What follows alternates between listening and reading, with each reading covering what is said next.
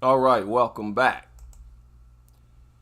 Now, I want to sort of celebrate my birthday, my 47th birthday, by sending a challenge or questioning the CDC. I wanted to check one of the most respected outlets out there, whether it has to do with dogs or not. People always refer to the Centers for Disease Control and Prevention. But like I've said several times, we are the world's only dog experts. Notice how I said dog experts, not dog attack experts. I will use dog experts and dog attack experts interchangeably. Why? Because we are the world's only dog attack experts, and in many areas, we are the world's only dog experts, period. Only in a few ways are we not experts, and that mainly has to do with the biology and science of dogs in general. So let's set the record straight. I want people to understand me questioning the CDC. Don't look at it as a big deal. This is not the first time. Got videos going back years. And I've told y'all several times, it don't matter how world renowned the person or organization supporting dog culture is. It's all the same rubbish. It's all flawed information. Okay? And highly questionable, and to be honest, quite criminal. Understand that. I'd be making a fuss about the safety hazard in regard to dogs, even if dogs only exclusively attacked adults. But the fact that over half all victims are 13 and under, they have to come up with a lot of lies to keep these things in society. And that's why I focus on the attacks 13 and under, because it's only when you look at that demographic being attacked do you see an abundance of lies to cover it up and justify it. And it's the most offensive, saying that they are provoking the dog somehow, but yet all the adults that get attacked, it's unprovoked, and they testify to it. They're based on that fact alone. Their argument is flawed. Now, CDC, I've invited you to this live stream. Feel free to chime in if you like. But I'm going to correct some of your mistakes on this article right here.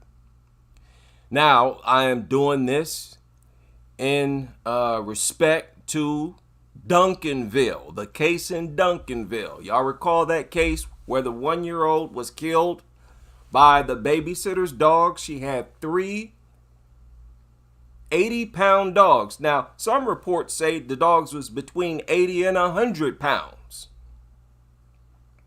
A lady with a daycare business, and I don't care if she was legit or not.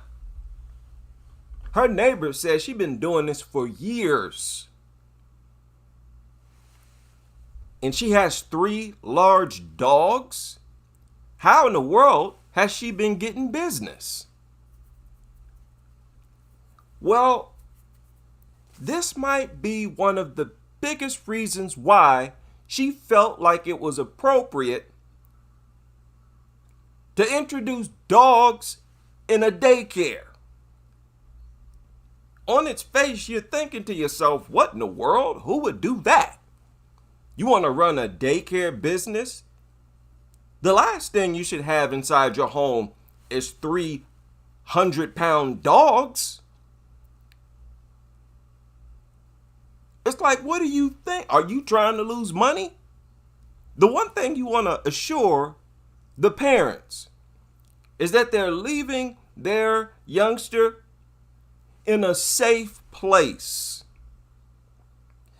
which tells you how warped people's minds are, where they just relinquish their youngsters to a person like this.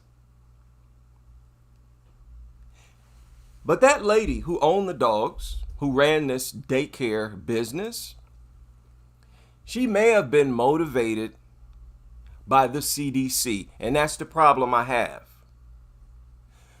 Places or, organizations like the CDC putting out information is dangerous if it's misinformation, if it's flawed information. Now look at this section on their website. Animals, now we know this means dogs, in schools and daycares. People, they're talking about dogs and dogs only. And the CDC is sitting here giving advice for adults who want to bring dogs into schools and daycares. Yeah, no wonder there's so many people out here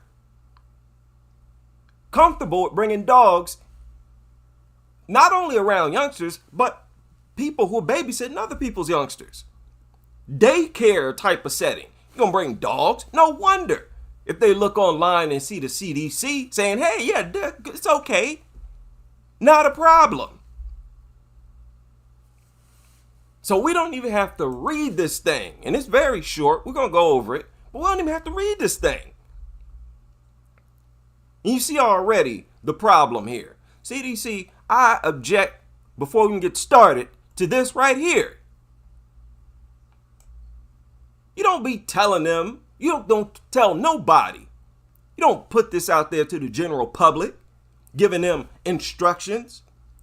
What you're basically suggesting to them, hey, bring dogs into your little daycare business. Y'all know full well that many people have a daycare business with no license. Y'all know this. And the only thing y'all need to be saying is, don't you ever bring dogs in no daycare type of environment. Are you out of your mind? Strike number 1. Now, always remember to replace the word animals with the word dogs. They start off saying animals can be entertaining and educational. No, they're saying dogs can be entertaining and educational. No, they're not. Now, entertaining, subjective, educational, stop it. No dumb dog gonna teach nobody nothing. But look at what they wrote. They said, but children, especially under 5 years of age, are more likely to get sick from germs dogs can sometimes carry. Listen to that. Now, let me be clear. I'm not going to disagree with everything that the CDC has written here. I'm going to make clear what I agree with and what I disagree with. Now, even though this is a true statement, it's still an understatement because it's not just youngsters 5 and under, but it's just at that age, their immune system is not as mature. They claim youngsters can learn a lot from dogs. No, they can't. The only thing they learn is to stay away from them. That they do nothing but beg for food. They stink and dangerous. That's all they need to know. And it's important to make sure they stay safe and healthy while they're learning. If you plan to have a dog in your classroom, listen to that. No, you do not bring, Lord. See how far gone people is? How far gone society is? This is the CDC talking. Things ain't got no place in society, let alone a classroom. Whether it's a class, pet, or for a hands-on learning experience, learn what? Be aware of the risks and how to prevent illness. Listen to them talking as if the only problem is getting sick from germs. But pay attention to how they talk about how filthy and nasty these things are. You'll see they just have no place in there, period. And they don't. Look what they wrote. Dogs can sometimes spread germs. They wrote animals. Dogs can carry germs that can make people sick, even if they look clean and healthy. Now, I want you, man, this is another doozy of an article where they incriminate dogs, and they're going to explain to you exactly why they have no place in society, and especially no place in no classroom, and especially in no daycare. It's crazy when you stay mindful of that as you go along this. Say, look at this. And they start off immediately. Say, you don't have to touch a dog to get sick. Yeah, we know. Tell us about it, CDC. Tell us about it. The germs can spread to cages, bedding, and wherever dogs roam. And when you replace the word animals with dogs, you get a clearer incrimination of them. They sound like a prosecuting attorney against dogs. CDC, bravo. I'm going to rearrange your words here so that you're on our side. It says there have been disease outbreaks from hatching eggs and chicks in the classroom and from contaminated dog products used for hands-on learning. Hatching eggs. That also includes dogs. The parasitic eggs, you sometimes acquire them through ingesting the egg.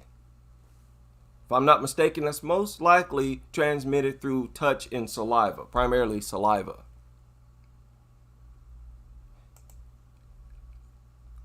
Wow. Okay? And they look what they wrote. Such as owl pallets for dissection. Stop it. Salmonella, E. coli, common germs spread by dogs. Get out of here.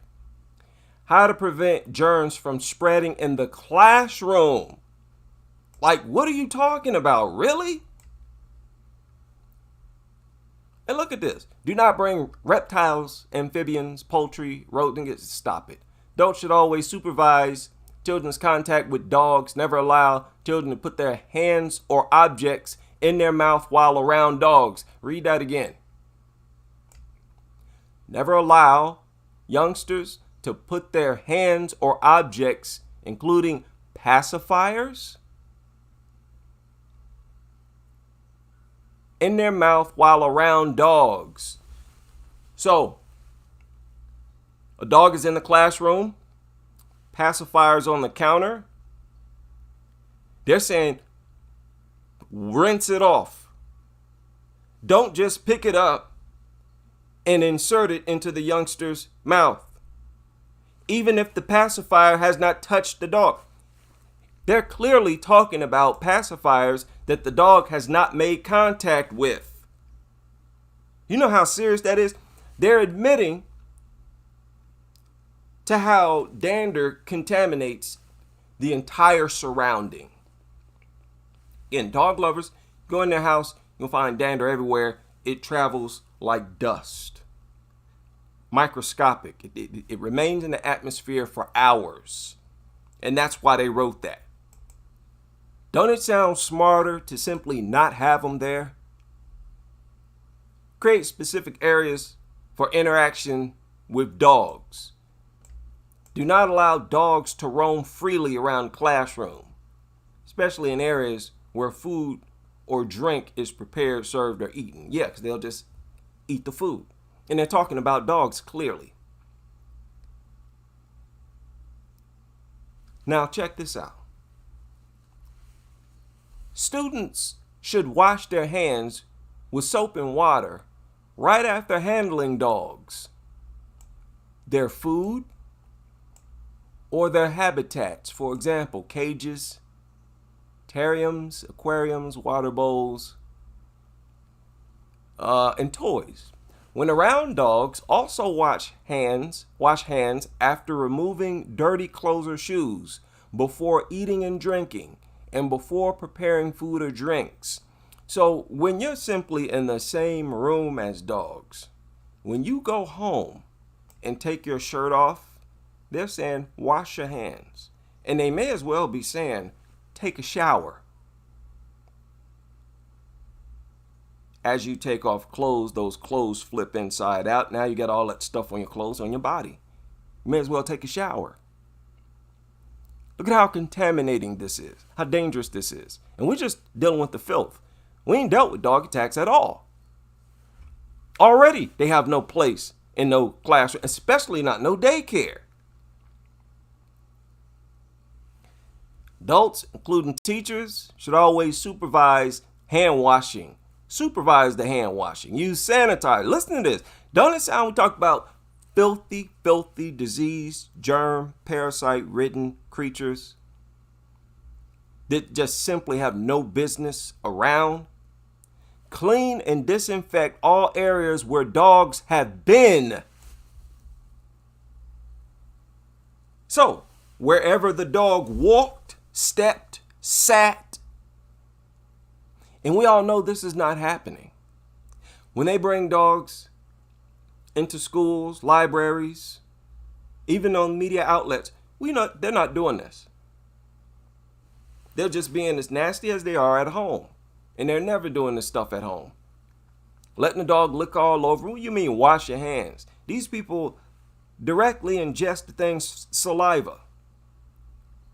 So if they're suggesting that you do all this washing and take all these precautions, how filthy, nasty, and contaminated do you think the dog lovers are who don't do this? That's why I say you better off not touching them. Stay out of their homes, stay out of their vehicles. It's not my opinion. I'm not coming up with the things that I say. When I say stay away from these people, don't touch nothing they touch, a lot of people out there think I'm just being mean and evil. I'm basing this on information that even the CDC confirms. These things are disgusting. Check that dogs are healthy before bringing them into school. Dogs can look clean and healthy and still spread germs. Make sure all dogs have appropriate and regular vet care. And proof of what? Rabies vaccination for dogs and cats. Who's bringing cats into classrooms and daycares? Let me ask you something. If you conduct a daycare and I were to ask you, how likely is it that one of the youngsters that you're babysitting, how likely is it that they'll be attacked by a dog if there's no dog inside the home or outside? Okay, however likely you think that is, keep it to yourself. Now let me ask you this. Would they be at a higher risk if you had dogs inside the home? You have to say yes. The answer is yes. They're at a much higher risk. So, why doesn't this violate the reckless endangerment laws, the CA laws? Continuing on, if the dog comes from a different state or country, it may need a health certificate. We know you're talking about dogs. I mean, this is crazy. Look, if the dog becomes sick or dies, what? Contact your veterinarian. You think? Take precaution when handling a sick dog because a sick or stressed dog is more likely be shedding harmful germs that can, they have a typo. The CDC has a typo here. Because a sick or stressed dog is more likely be shedding harmful germs that can make people say, who that? They're talking about dogs. And what is that? If they're stressed, they shed more? Really? That's disgusting. That's disgusting. Disturbing. Why does everything do something to these things? That's very annoying. Inform the pet store or breeder about the dog's illness or death. What? Disinfect the cage before. Okay. Look, at the bottom, if the dog bites someone, look at their suggestion. Wash wounds with warm, soapy water immediately. You talking about daycares? So you're acknowledging the safety threat, right, CDC? You can't claim that you're not aware of a threat that was in the home. You know, like the CA endangerment laws say. Right? You can't claim that you were not aware that there was a threat inside the home, right? CDC even acknowledges, hey, if it bites someone, wash the wound, seek medical attention. If the dog appears sick, you don't know if the dog has been vaccinated against rabies. We're talking about dogs. If the wound is serious, the wound become red, painful, or swollen. People, we're potentially talking about very young people here. And they're saying, well, we're willing to take the risk of this happening. What is that? What's another word for that? Sacrifice. Their safety is being sacrificed, and it's acknowledged even by the CDC in their own words. Alarming stuff, especially with the case in Duncanville close in mind, where this lady had 3 massive dogs, shepherd mixes. And by, the word mixes, that suggests to me they were mixed with bully breed and shepherd. Yeah. The world is that gone where they just accept it. They bring their youngsters to daycare. They see 3 killers, predators, deranged mutant predators at that, and just leave their youngsters. Okay.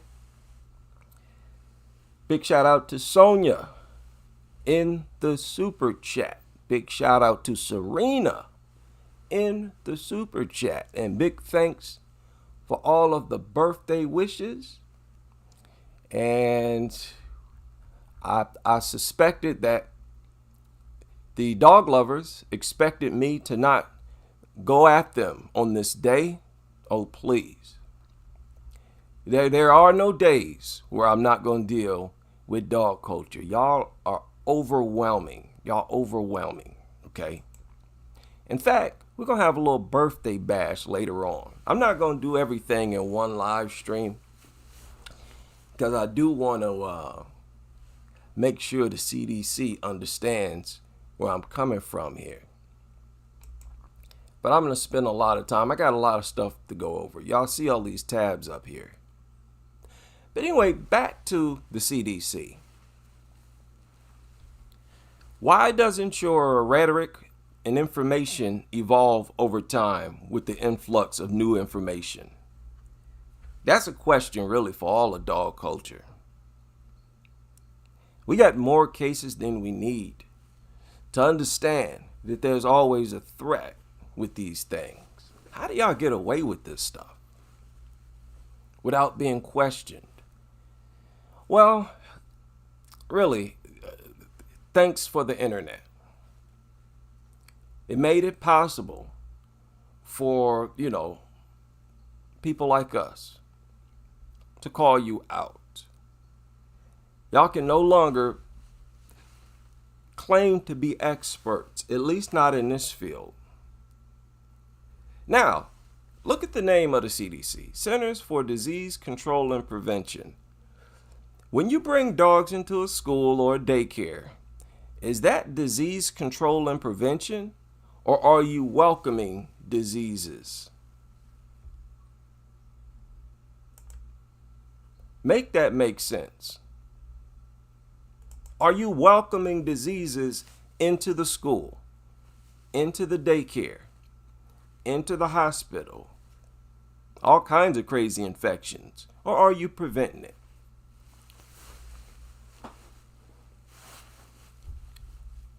Is it fair to question the CDC?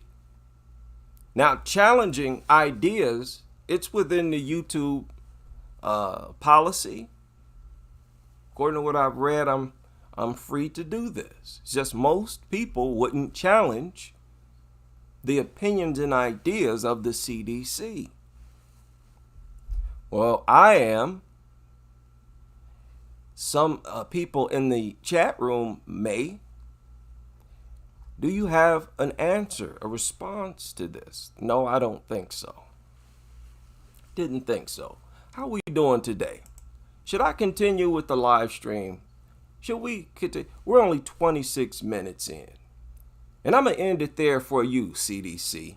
You can respond if you want to. Listen, none of y'all ever respond, so it is what it is. I'm going to push on with this live stream. We got a healthy crowd in here. Shout out to all the members, moderators. I'm going to do a better job making sure moderators in the building and maybe wrench up some more people real soon. A lot of crazy stuff going on. I had a brief hiatus. Like I said, this is my birthday, and I am going to get a suit. I'm going to purchase a suit. I've never purchased a full suit in my life, and I'm ashamed of that, especially at my age. Should have happened by now. Now back to you fake experts. Back to you fake experts. Do y'all understand how bad this makes you look, that every single report of a dog attack proves your rhetoric and information to be wrong and flawed? I'm really trying to talk to y'all like normal people. Well, the general public is becoming aware of that. And in the future, the next generation, they're going to be calling you out on this, left and right. You may as well get your rhetoric right now. Now, a few days ago, this woman in Oregon was attacked by dogs. And I want y'all to listen. And this is Oregon, Ohio. Listen to the details. And you tell me if this sounds like fear, anxiety, or the dogs themselves being provoked. Or is this bloodthirst? Action News. An Oregon woman is attacked by 3 dogs after she says the animals started circling her. Happened yesterday on Camelot Drive near South Fargo. 13 Action News reporter Alexis Means is live, and she talked to the victim about what was a terrifying moment. Alexis? Lee and Diane, Lucas County Canine Care Control is investigating. This woman is shook up. She says she came home from work. She was walking to her mailbox when these dogs surrounded her. This is a photo of Michelle Slowakowski trying to fend off 3 dogs. Yeah, let's stop right there. She was walking to her mailbox. 3 dogs approach. Y'all telling me this is fear? Talk to the experts, so-called the former experts who taking your stripes. This fear, intimidation, this is anxiety. Hey, lady, what did you do to provoke them? Okay, according to these experts, you did something. 3 dogs. Slowakowski trying to fend off 3 dogs. The closer they got to me, they were circling me and they were really barking loud and appearing mean. Circling her. Predatory behavior. Blood thirst. That's what that is. Two of them were to my left, and I was holding the umbrella towards them so they wouldn't, they back off, and the other one went around. Wait a minute, they're innocent. What are you talking about? They're sweet, innocent angels that nobody should avoid. You don't want to practice xenophobia. Why don't you sit down on the ground and interact? Let them lick your face. That's what you're teaching the next generation to do. Why don't you start petting them? You started acting scared?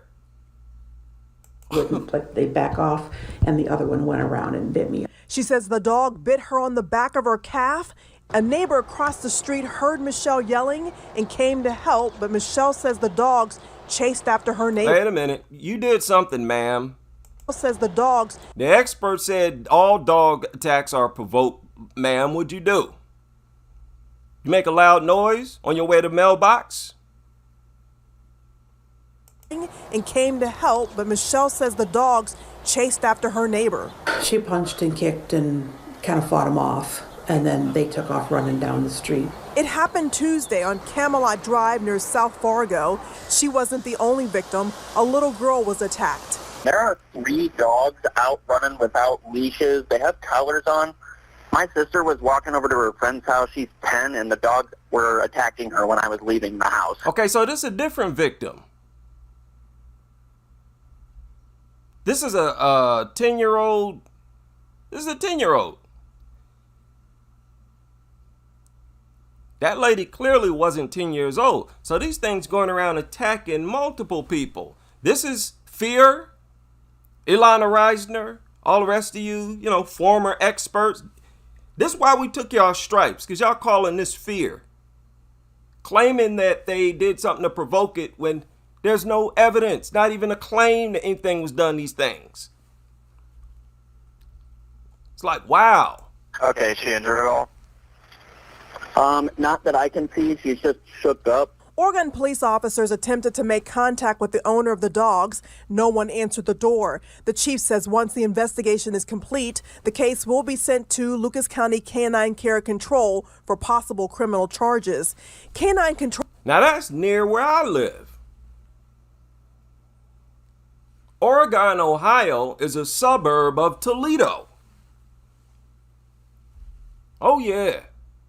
Officers launched an investigation. The dogs live in the 500 block of South Fargo. There's a beware of dogs sign in the window. Michelle Slowakowski. Ma'am, and this looks. Sign in the window. This area, this looks identical to the area where I live.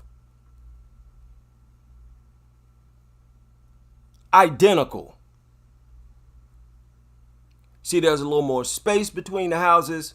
No matter where you live, you need your whole house fenced off.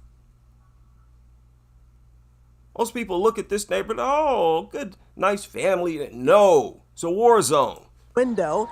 Michelle Slowakowski says she had to get stitches. I have about 1.5 inch laceration on the back of my calf, and then below that there's a puncture wound. So, and it just bled and bled and bled. She's concerned about other people in the neighborhood.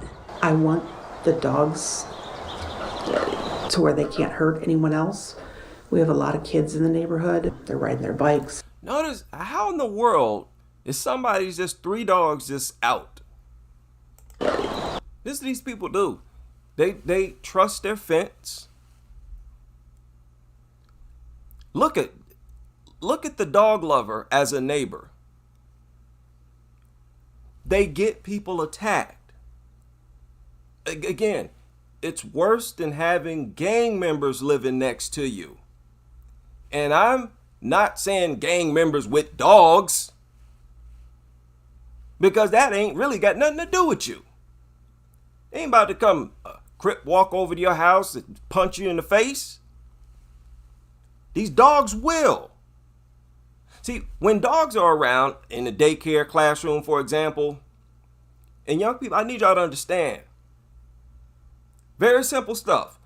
Dogs are more likely to snap and say, let me kill this tiny, tiny person. They're more likely to do that than a human being. Humans are far less likely to snap and start attacking very tiny people. To where they can't hurt anyone else. We have a lot of kids. Dog lovers, y'all have to admit that too. Which means what? It's an increased risk. You're violating the laws. In the neighborhood, they're riding their bikes. And this house with the dogs, they're just right around the corner. And so there's nothing keeping them from getting out again and really hurting someone. Okay, now you're starting to sound crazy. What about the other dogs? They can get out too. And how dumb is it? How crazy is it to keep reacting when you get the same pattern of lethal, unprovoked attacks? Their aggressiveness, their aggressive nature is obvious. And y'all just stuck in this mode of reacting. That's the mental illness. And there was another attack involving these same dogs. A woman told me that she was walking in the neighborhood. These dogs grabbed onto her jacket and tried to pull her to the ground. This is the equivalent of there being a big pothole in front of your house, right in front of your door. And you trip, fall in it, bust your head every single day. And each time it happened, you say, oh, that was so sad. Oh, my heart goes out to myself. Maybe it's your family tripping, busting their face. Oh, I feel sorry for you. And never patching up the flipping hole. That's what happens in this dog culture. Accident, accident, accident. And when they're not ripping your face off, you calling them innocent? Projecting them. People understand what they're doing today with dogs is they project them as literal children. They literally apply all the traits of children onto them. That's what makes it so sick and twisted. And if that's what gives it this demonic feel, it's the worst part about it. Now, I want to reinforce that with this video. And it was recently uploaded 8 days ago. See, the title is Do Dogs Think Humans Are Dogs? Again, do dogs think humans are dogs? It's the title of this video. Check this out. Your dog becomes more than a pet. They become an integral part of your family. Many dog owners cherish the hope that their beloved canine views them as a mom or dad. The good news is, in many ways, they do. Dogs, with their intuitive nature and ability to form deep connections, see us as their caregivers. This recognition is not about the title we hold, but the nurturing and support we provide, fostering. Again, stay mindful. And I'm saying everything they're mentioning is traits and things that they should be saying about their youngsters, our own offspring, the next generation, newborns and whatnot. That's basically what they're doing. Taking those traits and they're saying you should admire dogs for all of these traits, for all of these reasons, because dogs see you as their caregivers. They exalt dogs instead. Fostering a bond that is both special and meaningful. Although dogs may not verbalize mom or dad, their behaviors speak volumes about how they feel towards us. Their language of affection is expressed. And people understand all of this is lies that he's mentioning. They don't see you as their caregiver. They see you as a giver of food. An easy path to food. And they're simply begging for food in all of these scenarios. Sorry about that. All right, let's continue. through tail wags, excited jumps. Wait, did y'all hear that? Let me back that up. Listen to that. This recognition is not about the title we hold, but the nurturing and support we provide, fostering a bond that is both special and meaningful. Although dogs may not verbalize mom or dad, their behaviors speak volumes about how they feel towards us. Their language of affection is expressed through tail wags. No, it's not. They always wag their tail. Excited jumps, and the Excited jumps. That's an expression of how they feel. those meaningful, soulful stares. Stares? Okay. Understanding these cues opens up a new dimension of communication, revealing the depth of their affection. Wouldn't that sound more appropriate if they're talking about new parents? People who just became parents? And those meaningful, soulful stares. Understanding these cues opens up a new dimension of communication, revealing the depth of their affection. One of the most telling signs of this familial bond is when dogs look to their humans for guidance. Just as a child seeks advice from their parents, dogs turn to their owners in times of uncertainty. That's a lie. No, they don't. They're just always begging for food and looking for food and expecting for you to pull food out from somewhere. That's it. Nothing more than that. Okay? That's what I do here. I'm just pointing out reality. They're not smart enough to think like that. Looking you for uncertain. What they uncertain about? They're not sophisticated. What are you claiming that they're uncertain about? They're too dumb and worthless to be uncertain about anything. When you ain't nothing but a leech, sit around and just beg for food and freeload, there ain't nothing sophisticated about you. Ain't nothing you need to be getting confused about. What are you talking about? And if they do get confused, they ain't turning to you because of it. What, they expecting for you to explain something to them? You see, this is what you should be saying about your offspring. After they learn how to talk and whatnot, they're discovering the world. And now around that age, they have a lot of questions. Mom, what's this? Dad, what's this? They're uncertain about things. The youngsters will just go up and grab their parents' hand. Uncertain, unsure. But instead, they're taking all those attributes and giving it to a worthless dog. A creature that's beneath all natural animals. Their owners in times of uncertainty.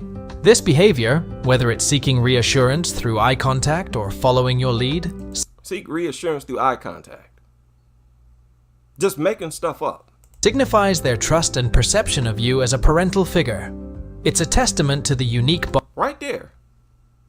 Right in that moment. That dumb dog, the only reason it looked up at her hand is because that's where food comes from. You moving your hand like that, yeah, it's going to follow your hand. Food and dog biscuits always magically appearing in your hand. So yeah, they're going to follow. There ain't nothing high-tech or sophisticated about this. Dog lovers, y'all know this is the truth. And I'm saying that because they're always trying to project the fact that a dog will follow their hand as some type of dog magic. Oh, it's trust. Oh, it trusts you so much it follows your hand. Goofy. I'm so happy the young generation is getting some gems to grow up and be smart. And falling for this foolishness. Following your lead signifies their trust and perception of you as a parental figure. It's a testament to the unique bond you share, highlighting your role as a source of comfort and Highlighting direction. the fact it is always looking for food. For you to pull out a piece of dog biscuit. It don't know when you're going to do it. Because you keep doing it just sporadically. As you moving around all goofy-fied, you'll just pull out a treat from. So yeah, it's going to be paying attention to you. Especially if they're obsessed with food the way that they are. And they are. More so than any other animal. Dog, these things are not high tech. Listening is another key indicator of the parent-dog relationship. When your dog obeys your commands, it's not merely for the reward that follows, but a sign of their love and respect for you.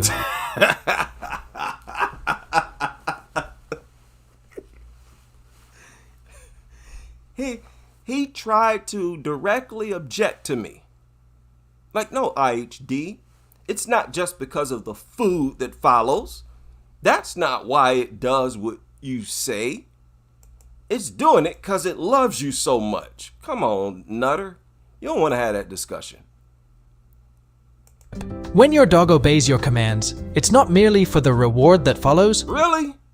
but a sign of their love and respect for you. Man, listen. Nutters, let me give y'all some advice here. When I start to invite y'all on the panel and please don't do this to yourself. Get up here, start talking like this. I would hope y'all wouldn't be this crazy. The time spent in training strengthens your bond, built on the pillars of love, trust, and respect. They're saying all this about the lowest, dirtiest, most violent, aggressive, intrusive, stinkiest, unsightly, mutated, deranged, worthless creature this planet has ever housed, and the planet does not even want to. It is trying like mad to get rid of these things. The planet itself. Look at it. Shame on these people creating things like this. Y'all, shame on y'all. Now let's go down that rabbit hole.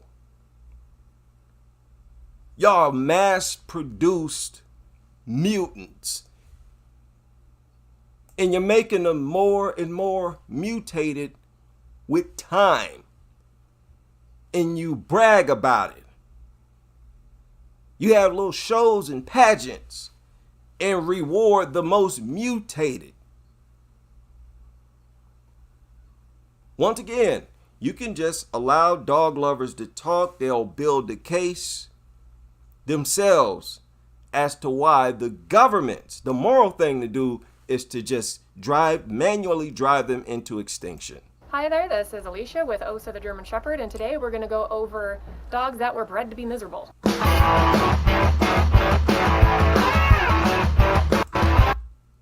Dogs bred to be miserable is the title of the video. But it does need to be said, there are dog breeds out there that are nowhere near what their ancestors used to be and were bred just for looks and now no longer are useful like they were back what they were originally bred for. So this video isn't meant to crap on breeders. I know that the good breeders out there love their dogs very much, get them the medical attention that they need, and have a real passion for what they do. But over time with breeding for certain No, they don't love these things.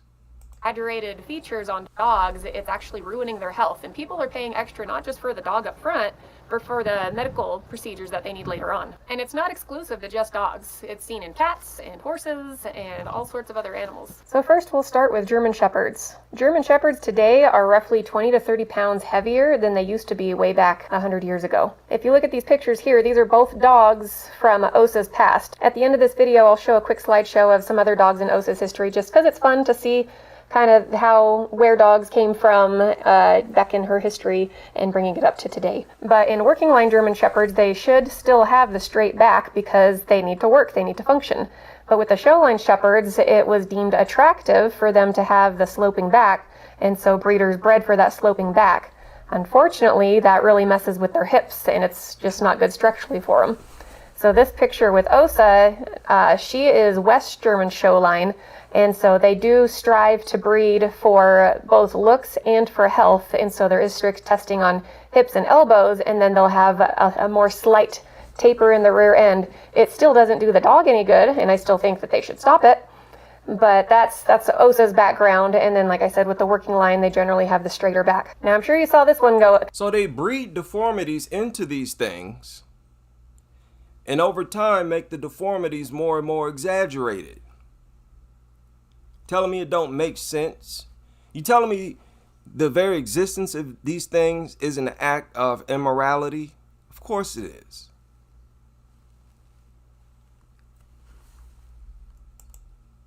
Coming, but basically any flat-faced dog breeds like the bulldogs, the French bulldogs, Boston Terriers, the pugs, they were bred to have the excessive wrinkles and the smushed faces everybody thought was cute, so they bred it to exaggerate that feature. And the problem with this is that it makes it so these dogs can't breathe. A lot of them need surgery in order to breathe properly, and with some of these breeds... Surgery to breathe properly? Look at how deformed it has to be. To breathe? That's one thing you should be able to do. In order to be born, there needs to be a C-section done because their heads are too big to fit through the birth canal. And so pretty much any of the flat-faced breeds, they're probably the worst on the list of just, they cost a lot of money and it's expensive. And they cost a lot of money. They're expensive. So the most mutated, the most deformed, the lowest of the low cost the most money. I made a whole live stream about how that's the game.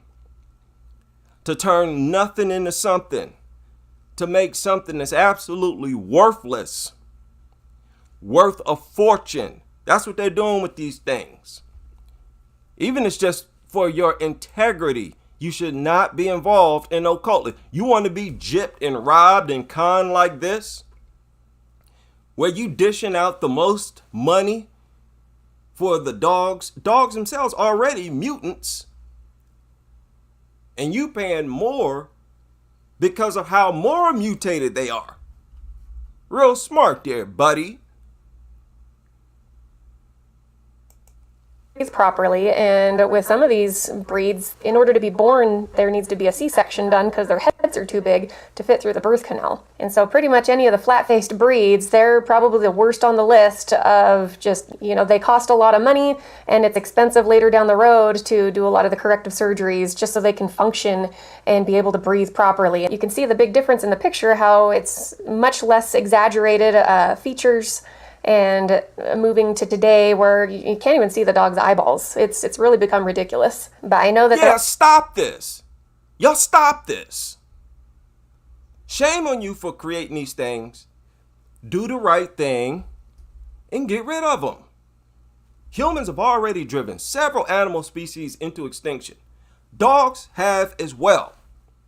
It's part of nature. This is a justifiable reason. There are some breeders out there that are recognizing the problem and are trying to correct it slowly over time. The dachshunds were originally used to hunt rabbits and foxes and other types of tunneling animals. Nowadays, they have their really short legs and the longer backs, which gives them back problems, and they can struggle to jump over just the simplest of objects as their bellies almost touch the ground now. You can see from the older photo, they were a little bit higher up off the ground and were a little bit more of an athletic dog. One of those sausage mutts. Recently bit that crater out that lady's face. You know what they're doing? They're breeding mutants and forcing them to stay on this planet, even with artificial insemination. Basically got to force them to even be born. Otherwise, they go extinct. Why are y'all keeping them on this planet? So that you can torture them and get off on it. Y'all think it's cute and funny that they got all these deformities. Shame on you. They didn't have quite the long backs, and now they just look like a dog that really struggles through life. The Basset Hounds were originally bred for hare hunting and their amazing sense of smell. But today, with the excess skin, the longer ears, the droopy eyes, the shorter legs, these dogs are now prone to yeast infections in their skin folds, ear infections. Like I said years ago, their own body works against their quality of life.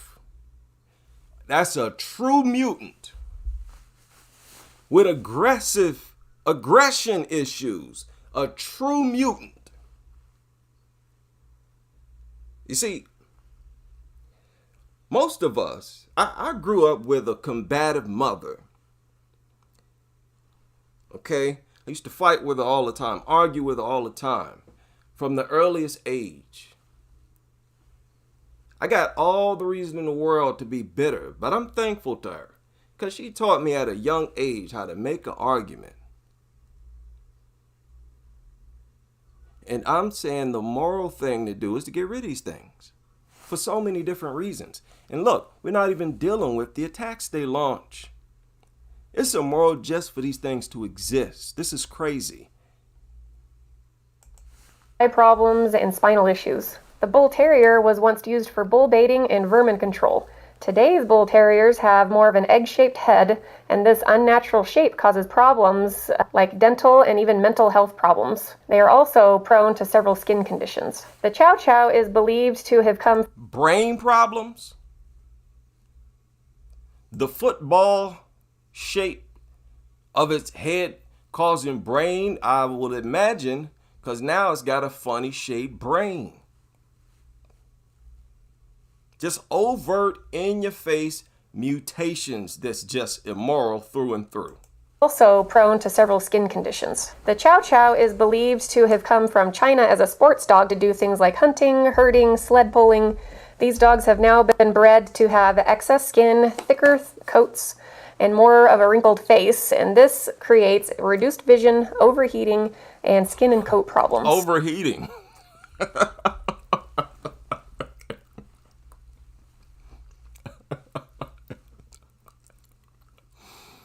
Oh my goodness. St. Bernards and Newfoundlands, they're kind of similar, so I'm lumping them together, but both breeds were much more functional than they are today. The St. Bernards were famously known as those rescue dogs that brought you brandy when you were stuck on the mountain in the French Alps, while Newfoundlands were often used on ships to help fishermen. They were great for hauling fish nets, pulling wood carts, and for water rescues. They were capable of saving a grown man from drowning. Now these breeds today have a lot bigger skulls, a deeper forehead, and more squished-in faces.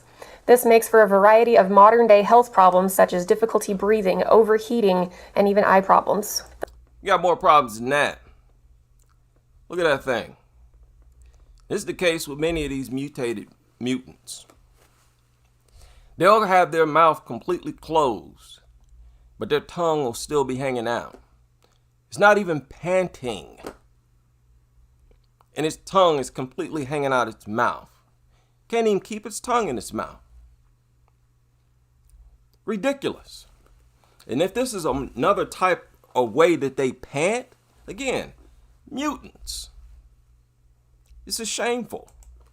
Variety of modern-day health problems such as difficulty breathing, overheating, and even eye problems. The list goes on from here, from Cavaliers to Poodles, Boxers, Saluki, West Highland Terrier, Bearded Collie, and I suspect the list will get larger with time with bad breeding practices. And that about does it for this video. Again, this isn't to crap on the breeders. They love their dogs. They're just kind of breeding to what is popular. And exactly. So it comes down to just public awareness and hopefully eventually getting those dogs back to where they're not having to go to the hospital and get reconstructive surgery. You see how low class, how primitive this culture is. This is something that it's understandable if another group of people says this lifestyle is beneath us. This is beneath us. So you don't even have to experience how bad these things stink. You don't have to experience an attack.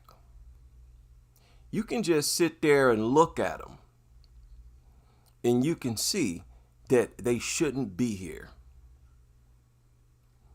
Their existence alone is immoral. Very immoral. Now they're doing a lot of talking up there in Toronto. As you know, they're talking about it. It's going viral. I'm not buying none of it. They say that people whose dog has been declared dangerous expect to get a visit from city staff. And a lot of discussions about it as if, hey, Toronto is stepping it up. They're finally about to, put their foot down. Yeah, stop it. Stop it. Another thing. Inbreeding is rampant with bully breeds. Inbreeding. Y'all remember that they said that one dog had the same like grandfather 6 or 7 times or something. How immoral is that? Where you using breeding practices that it's the intent to produce deformities. And they get advertised as if it's moral to keep them as pets. It's horrible. Horrible on its face.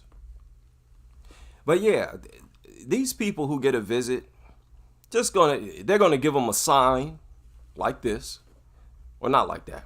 A dangerous dog sign, like, hey, dangerous dog is here. Make sure your fence ain't broke and goofy stuff like that. It's not gonna make a difference. Once city staff leaves, dog can just dig another hole under the fence, jump over it like it always does when the staff ain't there, dart out the door when the dog lover open or close it, whatever, or just jump through a flipping window or something. They bypass restraints and barriers. I don't want to hear nothing about no city of Toronto putting their foot down. Ridiculous. A lot of crazy stuff going on here. Now, I want y'all to also pay attention to the details of the story right here. It's real quick, too. They got 16 seconds on this one. A toddler rushed to the hospital after being attacked by a dog. By a dog? And they do this all the time. They do this all the time, and I hate it. A toddler rushed to the hospital after being attacked by a dog. It happened just north of 31st and Meridian. Wichita police say a dog attacked a 3-year-old and an adult. The child is in critical condition. Animal control says they took custody of the dog. Okay. Why didn't you share with us that this was the family dog? Why is it you always try to minimize the impact of these stories, of these reports, when you know that's the biggest part of the story? The most important part of a report like this is the fact that it was a family dog. And notice how they tried to conceal it. Never mentioned once. They made it sound like it was some neighbor's dog. Like they were out minding business. Out of nowhere came a dog. This is exactly how they worded it. A toddler rushed to the hospital after being attacked by a dog. It happened just north of 31st and Meridian. Wichita police. Look, they just name a address. A dog attacked a 3-year-old and a dog. See how they try to minimize. They try to conceal the fact that this was the family dog. The exact same type of dog they're always promoting as safe. And an adult. The child is in critical condition. Animal control says they took custody of the dog. A toddler. Okay. Maybe I'm jumping to conclusions, right? The Wichita Police Department said a dog where? Inside a house. Started attacking a 3-year-old girl, and I would imagine subsequently the man who tried to intervene. It targeted the 3-year-old because dogs are bloodthirsty mutants. 3-year-old didn't do nothing to that worthless mutt. They never do. These are brood parasites in the flesh. Okay? They love to attack, kill, mutilate, intimidate, and they just get off on it. That's why they kill so much livestock every single night and don't eat them. They just love to kill, attack, mutilate. That's the true character and nature of dog, not this loving entity y'all try to stuff down the public's throat. Ridiculous. This was the family dog. Both victims were injured and taken to the hospital. Some supervisor, Some adult supervision, Now, people all age, y'all see this just like I do. I'm not conning nobody. I'm sharing information with you. The father got dealt with by the dog too. Is dad supposed to protect you from this thing when he need protection from it too? Huh? So even if there is adult supervision, y'all better understand, you need to get away from this thing. Just stay away from it. Talk to me about no cynophobia. Ridiculous. So yeah, just a lot of deception. A lot of crazy stuff too. How many of y'all saw this story here? And this was pretty crazy because it's unedited. Didn't bother to blur it out like they always do with dogs. Cats used as live bait to train ferocious pit bulls in illegal New York City dogfighting ring, group claims. Live bait. Now, that don't surprise none of us. But they show images unedited and they show a video. There's also a video unedited. Okay, and there's a video of this too. This guy just runs up and grabs a random cat, slams it into the wall a few times and runs away. They just go around collecting cats and tossing them into the pit bulls, and the pit bulls maul them. Now, I can't show the video, but you all can watch it on Instagram, and I'm about to share a link right now. Shout out to everybody. We got a party in here, right? 64 people. Viewer discretion advised with that link. You got to be 18 to watch that, if I'm not mistaken. Now, let's not move on past this right now. These things, is this fear? When they toss these cats in there, the dogs go right after them. Right? They're like, yes. And they can't stop. They don't stop. You telling me this is fear? No, this is what they were bred for. Another thing, when they talk about, dog fighting rings, they try to make it sound like the dogs are doing something that they don't really want to do. Now, that's either true or it's not. They call it hate. They make it sound like they talk about it as if the dogs are forced to do something against their will. They literally say it, that they're forced to fight. Now, I understand how they'll throw a weak dog in there as, I guess, bait or a punching bag for the other more ferocious dogs. From what I understand, they get rid of the weak ones and only keep the strong ones. But that is ridiculous, if you ask me. For them to even have ever made that argument that it's not in their nature to attack or kill. I mean, at the very least, y'all can't be saying that about bully breeds. But they do, and they get away with it.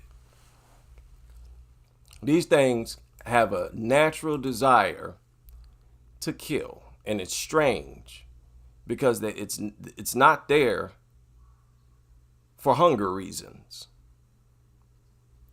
That desire to kill is in other animals for survival.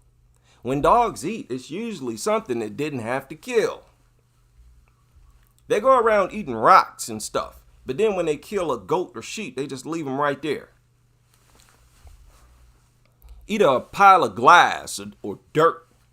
Dumb mutants. Always eating something they ain't got no business.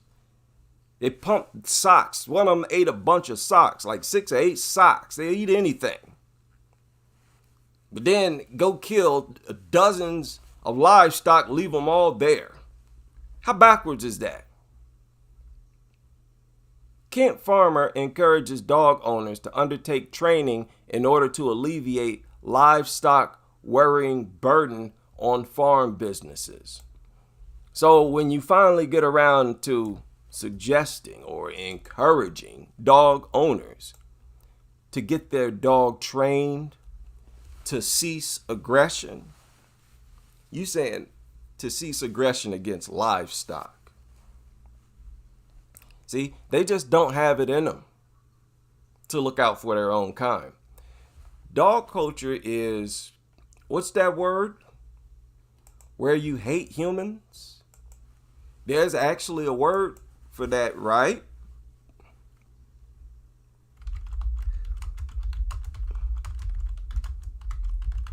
We're about to be reminded, I'm going to remind y'all, misanthropy. Dog culture is that. It's a general, here, let me share this. Hope y'all can see that. It's a general hatred, dislike, or distrust of the human species, human behavior, or human nature. This is dog culture. This is dog culture. Very negative and very destructive. And the fact that they preach this culture of when you see them, go up to them, get permission to rub on them, that needs to stop. Okay, that should be illegal for the most part. Now, look at this. Look at this. We're going to kick back today a little bit. Take my time. I feel better when I can take my time. I don't feel like I'm in a rush to get to work. One heifer killed and more injured following dog attack in Wicklow. Now, I don't know where that is. But you see how big this cow is, this heifer is. And I'm going to scroll past it because, as always, they never blur out the dead carcass of a natural animal. They only blur out dogs. And I don't want to understate that. I don't minimize that at all. Don't underestimate that. They do that for a reason. These livestock will be bludgeoned badly, and they'll show it all unedited.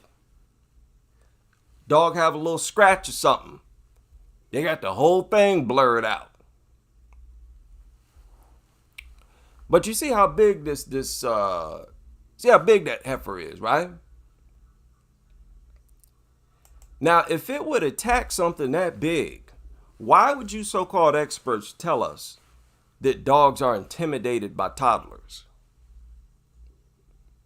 Why would they be intimidated by toddlers if they're willing to attack these creatures, much larger? Make that make sense. I got a lot of questions only because a lot of things that y'all say don't make sense. So this is not bullying. This is fair questioning. Not just for the CDC. I'm on every live stream. I'm questioning and talking to these so-called experts because I am projecting myself and us as the experts. I'm saying we're the experts, not just me, all us. In every video, I'm explaining why. Make that make sense. They'll attack these giant four-legged, remember, many of the victims of dog attacks, they can't walk. They can only crawl. So that's the resemblance of a four-legged animal, right? But look how much larger the heifer is. But it ain't a bit intimidated or scared. They want to tell us they're intimidated. And that's Ilana Reisner. She's one of the ones who said that. One of their top so-called experts. That's why I'm taking y'all stripes. Sorry. Y'all had a good run while it lasted.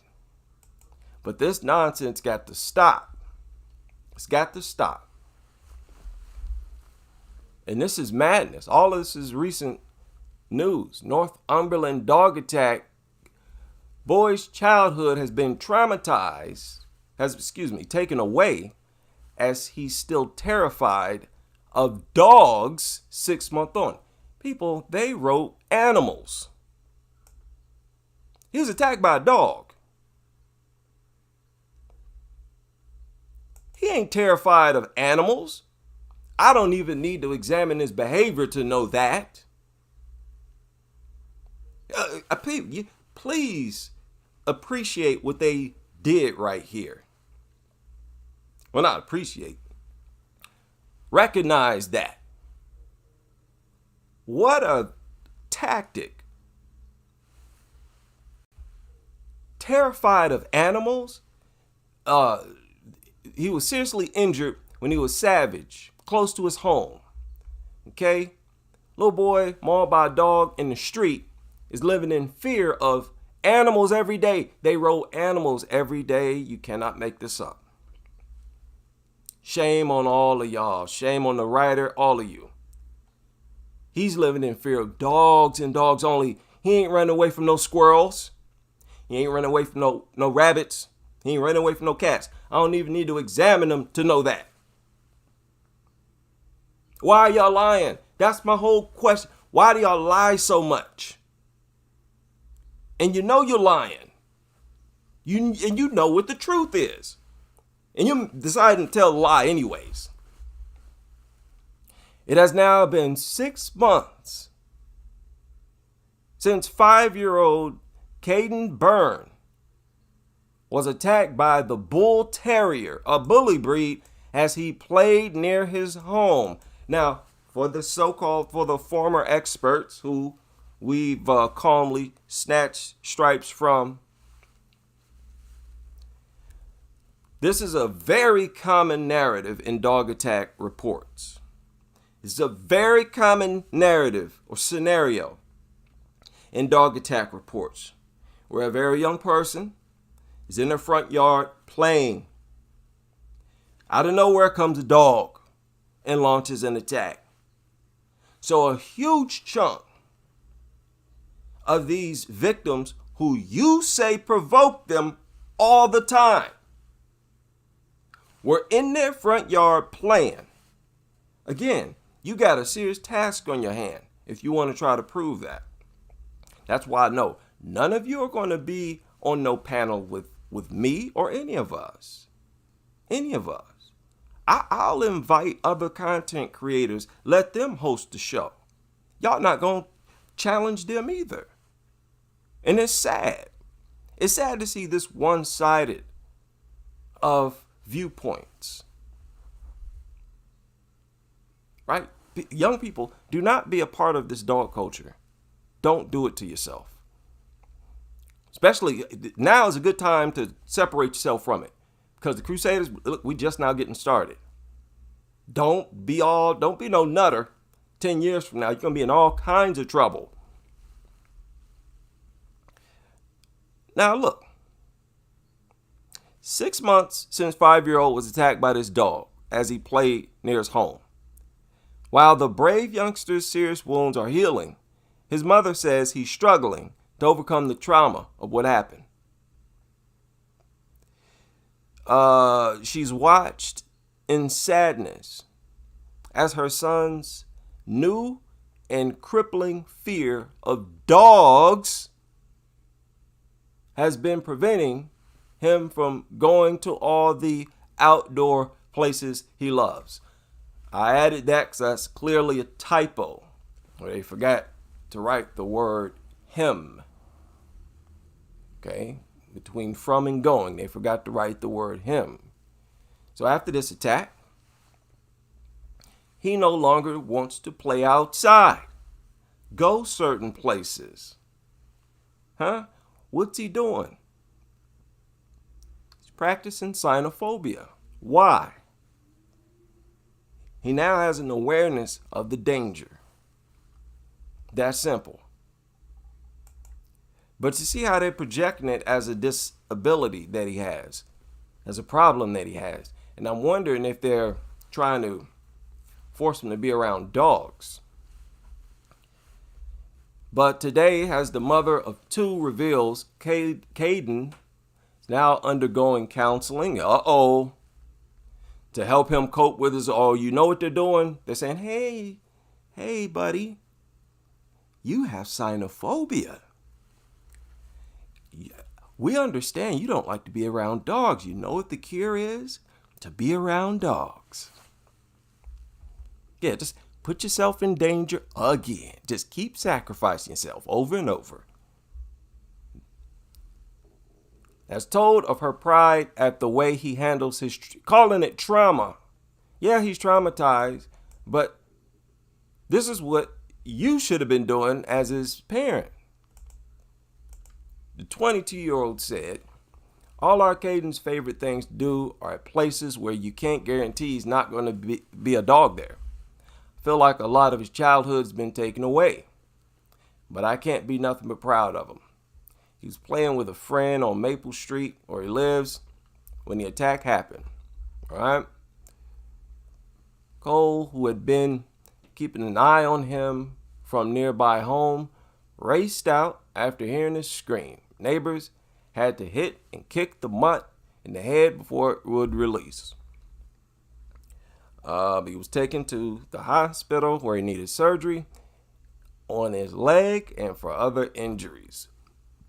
While Caden's recovery is going well, Cole said the past 6 months had been incredibly tough for her son, who's coming to terms with the fact that he is likely to live with a large scar for the rest of his life. And heartbreakingly, the youngster has even asked his mother if he looks weird.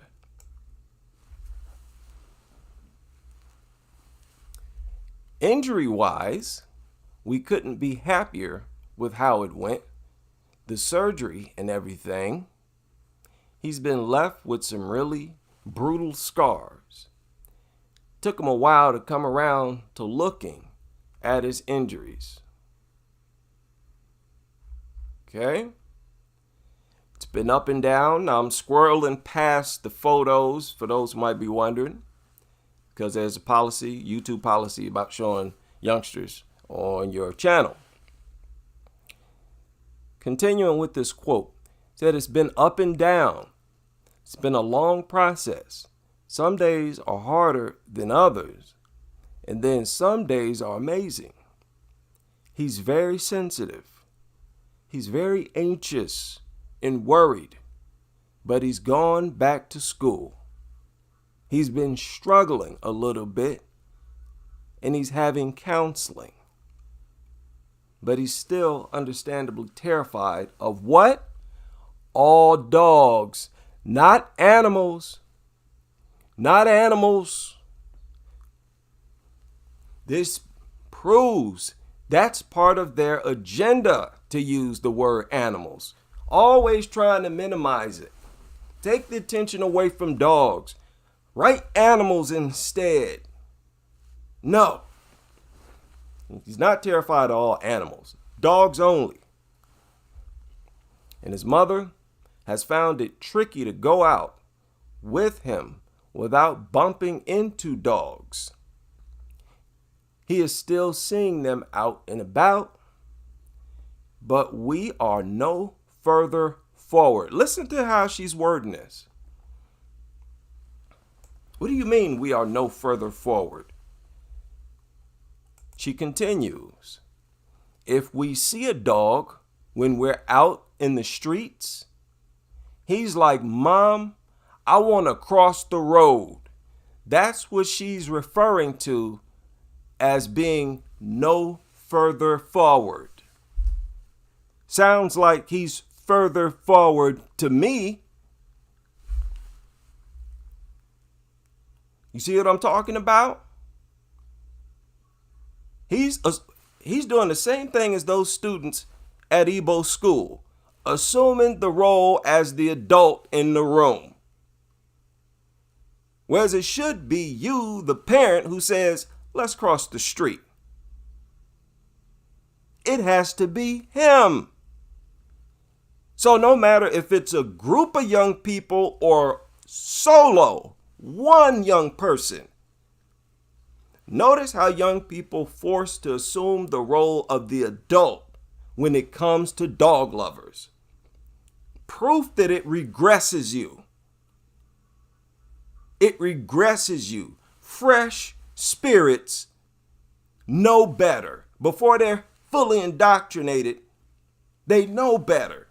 Even after this traumatic event, it shouldn't have been just him who snapped out of it. It should have been you too. You should have experienced that attack with him.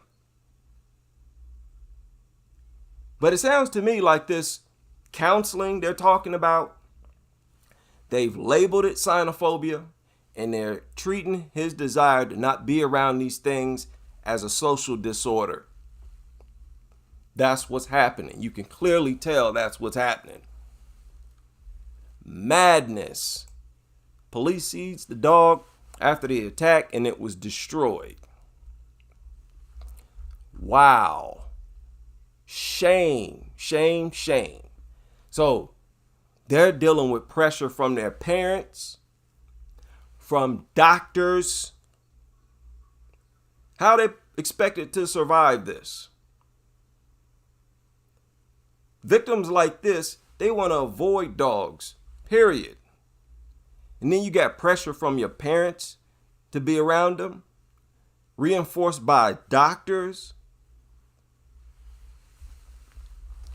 So nuttery, it's like it initiates new recruitants from birth. Almost impossible to avoid. Almost impossible to grow up with parents who are dog lovers and not grow up to be a dog lover yourself. Which is why this cult needs to be called out. This is complete madness. And listen, it's a part of me that feels sorry for dog culture. Again, because I've never seen a social group or, people with certain views trump the other side so much. There's nothing else you can think of or name. These are professionals we're talking about, that we're dealing with, that we're reaching out to, that we're challenging on the highest level, CDC and all. They don't even write corrective articles. They could easily write an article and respond to the things that we say and believe. I'd spot that immediately. They don't even attempt to do that. They might come out and try to say, hey, some tips or why dogs attack, but it's still following the same debunk rhetoric. Notice how they never even take the things that we believe and challenge them the way we take the things they believe and say and challenge them. That's why I say it's best to just phase yourself out of this cult. If you're a dog lover, dog owner, how in the world could you follow us and not be motivated to be dog free? It's beyond me. Beyond me. If you follow me, it's a good chance you follow other content creators, K-Nun, Animal Control, Chef Mutt Meat, I believe. A few more, if I'm not mistaken, a few more that I'm not aware of. Like I said, I need to get another list. We're going to do that this weekend. So they're getting viewpoints from several people. Dog Culture Review. Okay. And so it's not going to be like they're listening to some loner. It's going to be this several websites, Pitbull Victim Awareness, Dog Free. We are convincing because we rely on the facts, data, statistics. Dog culture does not. You always on the losing end. when the data, statistics, and facts are not on your side. And it's so bad that they have resorted to bold-faced lies. They're like totally dependent on lies, literal lies. Don't do this to yourself. Big shout out to Cheryl Martin. Shout out to Cheryl Martin in the super chat.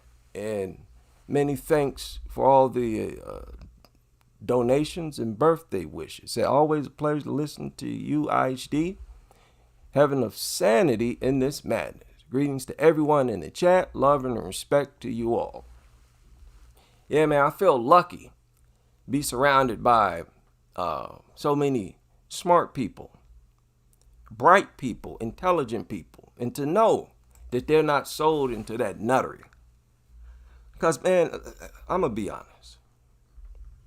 If you're a dog lover like that, I mean, it's hard for me to connect with you on other things that don't even have nothing to do with dogs. I'm telling you, these things deposit those parasites into y'all's bodies. And those parasites travel through y'all whole bodies. And I think they're doing things to you that's not helping you at all. They're doing things to you that's making it worse. Getting you all kinds of sick. I believe shortening your lifespan because you're getting a constant dosage of toxic dander. Their dander is toxic. That's basically what the CDC described. That's why it took all these words. They're basically saying dogs are very toxic. You remember the hospital that would wipe them down with sanitation wipes every 5 to 10 minutes? It's ridiculous. A massive disservice to the general public. Again, I'm thankful for the internet. People like me, hey, I don't have kids. But the internet gives me opportunity to have influence on other people. Why not do it in this way? Because, man, y'all need to reform this. Y'all need, what is it? Dog profession reformation. All your experts, veterinarians, dog trainers, right? Dog behaviorists, all the ones you see on YouTube, I'm talking about all of them. Caesar, all of them. They need to reform their rhetoric and base it on truth. But see, they'll never do that. And we know they'll never do that. We know they'll never do that because there's too much money in dogs and having them as pets in society. That's why I say, hey, just make us our dog-free territories. Make us our dog-free territories. Now, I should be busy. I should be busy this weekend. I will be busy.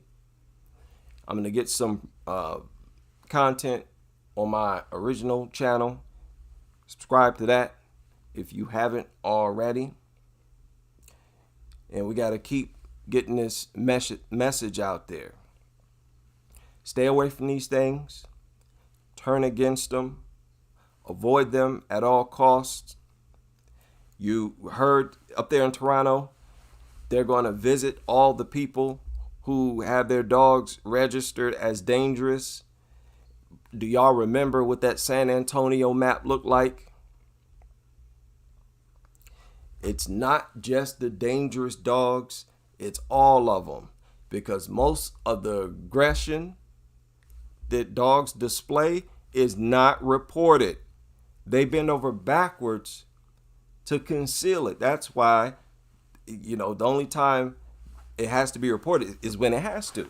There's an injury, somebody was hurt. And even then, they're still trying to conceal it. Stay away from these people, period. Now, for protection, you need protection. Knife, something. I don't care if it's just brass knuckles. Don't try to use no flimsy little weapon Because listen, if you dealing with a bully breed, you're going to need something serious. Something serious. So I'll leave that up to you all. But don't trust these things. Don't trust anybody with them. This is just something we have to do. Always be on the lookout for them. Not to the point where you can't enjoy being outside and living life.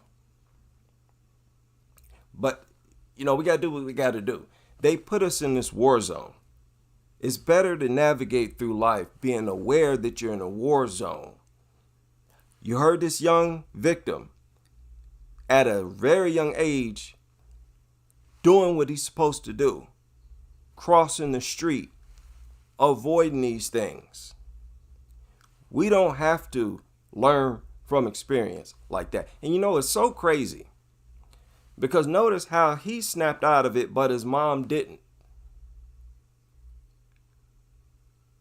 So the deeper you get into this nuttery, the less likely it is for you to snap out of it, even though it does happen. That's why I believe we're going to have a lot of influence on the younger generation. They're going to be more receptive to objective, because most of them, they're rejecting it in their minds already. They just feel pressured to not say anything against dogs. And there's no reason to. The desire to say something against them is strong because no matter what you say, you're going to be right. As long as what you say is anti-dog, listen, these things are worthless. They don't deserve to be protected or exalted, defended, shown affection. A lot of people, I hate that. People feel pressured to rub them. I was guilty of that. Feel pressured to accept being around them in the same home. No. It make you uncomfortable, don't it? Anything that make you uncomfortable, you do not have to accept. Might, be uncomfortable because you break with friends. Your circles might not be as big, but who cares? It's in the interest of your health. And especially with me, I can tell I'm super sensitive to anything dog-like. Take care of yourselves, people. Don't ever be a dog lover. I don't care what, if you are owner of anything else, it's better than owning a dog, and we all know it. Shout out to all of you being able to join me on this fine birthday, 47 years strong. I feel good. I feel a sharp pain in my knee every now and then when I try to stand up the wrong way. I don't feel as physically strong as I did when I was, say, 25, when I was in my prime as far as working out physical strength. But other than that, I'm in, I'll say, the best shape of my life. My health is better than it has ever been. And I try to stress to my family how easy it is, but I understand it's just not for everyone. It's just not. And it's too bad because I like to see everybody in good health, feeling good, and feeling their best. And I know that carrying excess weight is harmful because my knees are weaker. Like your bones and joints get weaker as you age. And if you combine that with gaining more weight as you age, that's a disaster. And just based on my experience, and I've been into dieting for over 20 years, fruit and vegetables alone is the best way to go. It's the best way to go. And as long as you stay on that diet, you don't have to kill yourself working out. The weight is going to eventually come off, even if you don't work out. Once you adjust, the body is amazing. You got to have a lot of respect for the human body in order to go through with this. But the body is amazing how it adapts, how well it adapts to really anything, but especially natural food. Natural, because it's the least that we expect to satisfy us for whatever reason. But it'll adapt in no time, and you will acclimate to it to the point where the more unnatural foods feel harmful to you. Okay, and I'm only talking because I'm in the United States. Some 65% of us deal with weight issues, including myself. I dealt with weight issues. Even though I became obese like I did on purpose, I've dealt with weight issues for years, just like everybody else. Big problem in my family, and I just feel like I've found a solution, found the serum. And the most important thing is to be able to enjoy your meals. As long as you enjoy your meals, it don't matter what you're eating. Enjoy your meals. Feel satisfied. Be able to eat whenever you want. That's real important. That's why I say only fruit and vegetables. Because it's so low in calories, you can eat it whenever you want. One of the biggest challenges on these traditional diets is virtually all of them demand that you eat portions. You can only eat so much, right? That's the worst part of it. If you could eat as much as you want, it wouldn't feel like a diet. It feel like a diet because you can only have half of that pork chop or whatever you eating. So much.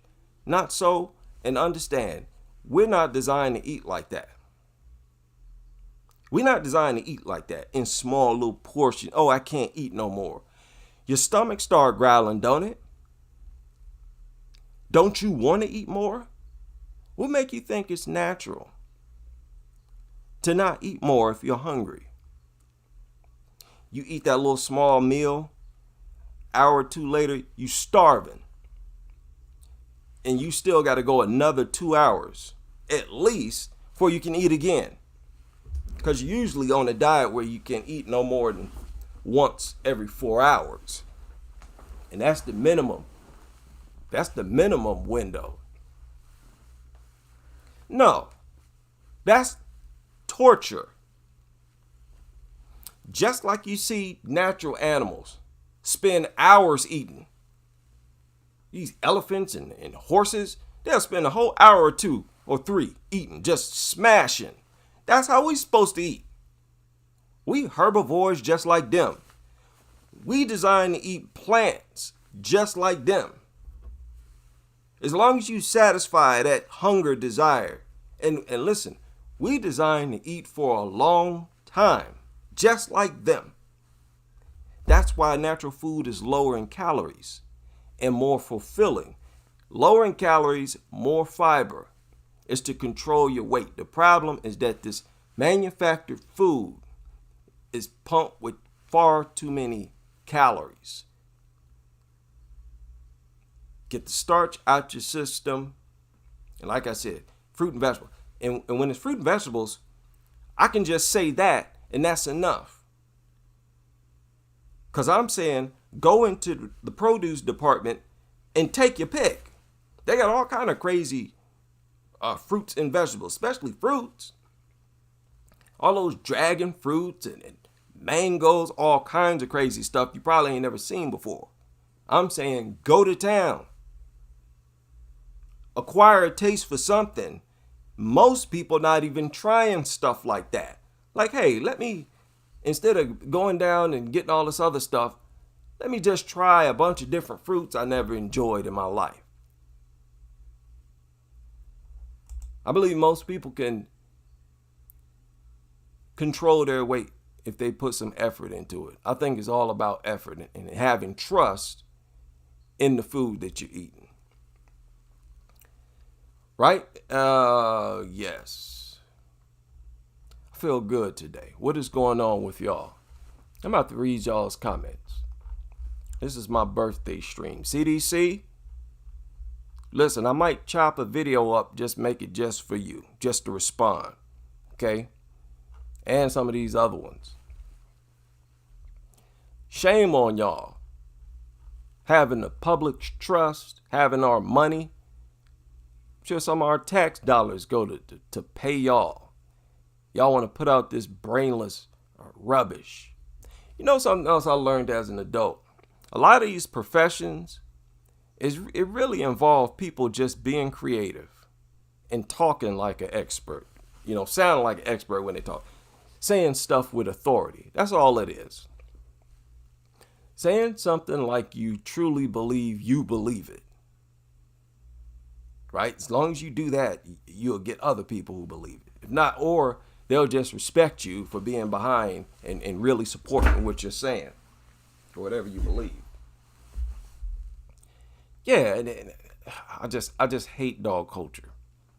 When your professionals is the main reason why your culture, your cult sounds ridiculous, that's a problem.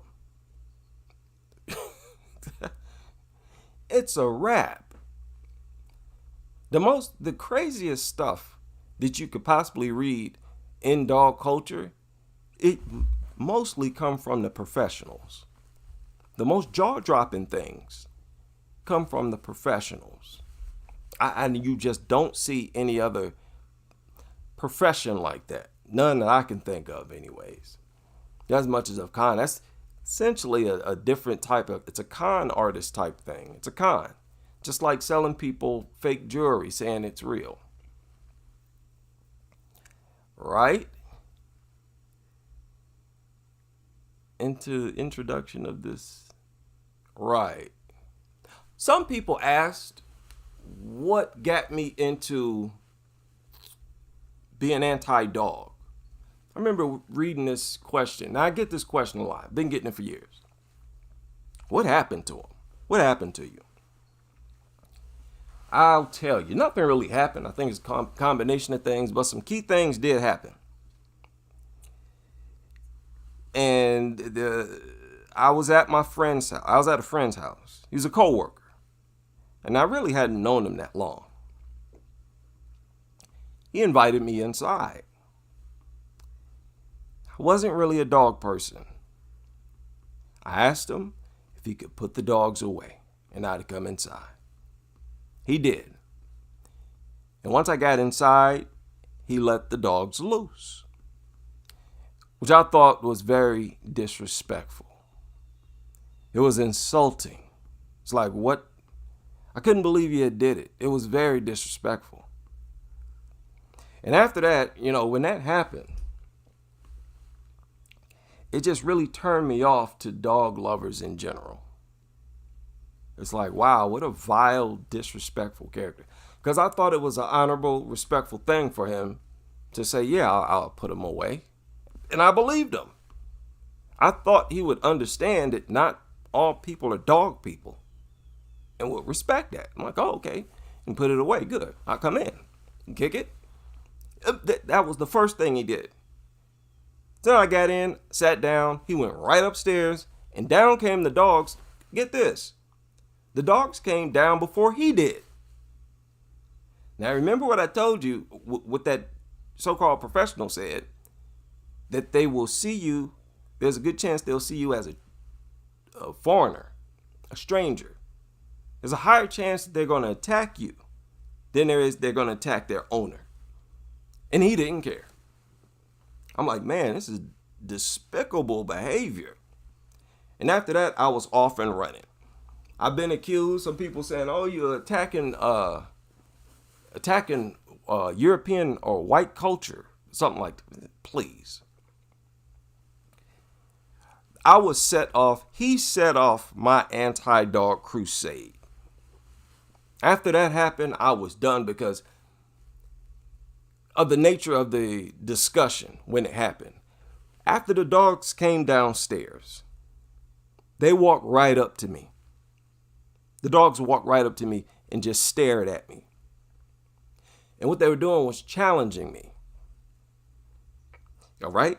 I was looking at something. I was looking at my phone. And when they came down and faced me, I didn't look at them. I just kept looking at my phone. And he called them back and they came over. And after that happened, he sent them back upstairs. Came down. He realized how disgusted I was. And he was trying to ridicule me for not rubbing on him.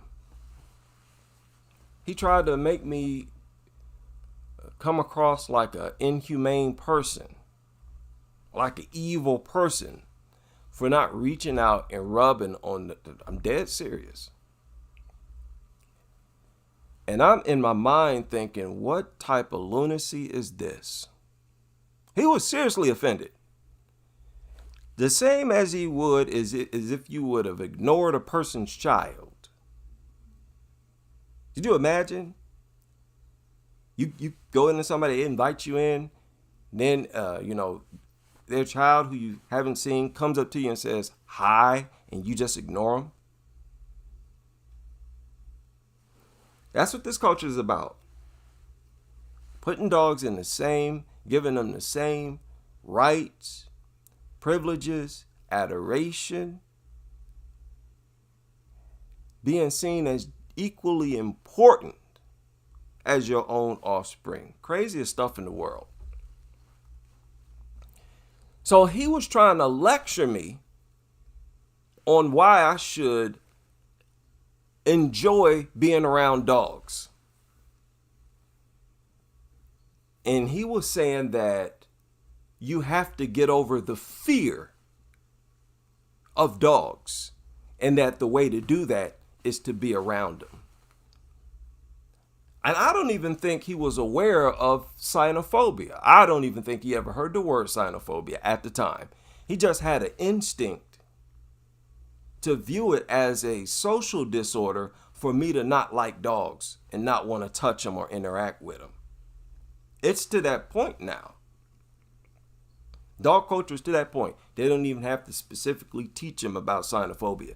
Everybody is just on code, and they know to view it as a mental disorder, social disorder. If you don't want to be around dogs, don't want to touch them, don't want to rub them, don't appreciate them, don't like them, hate them.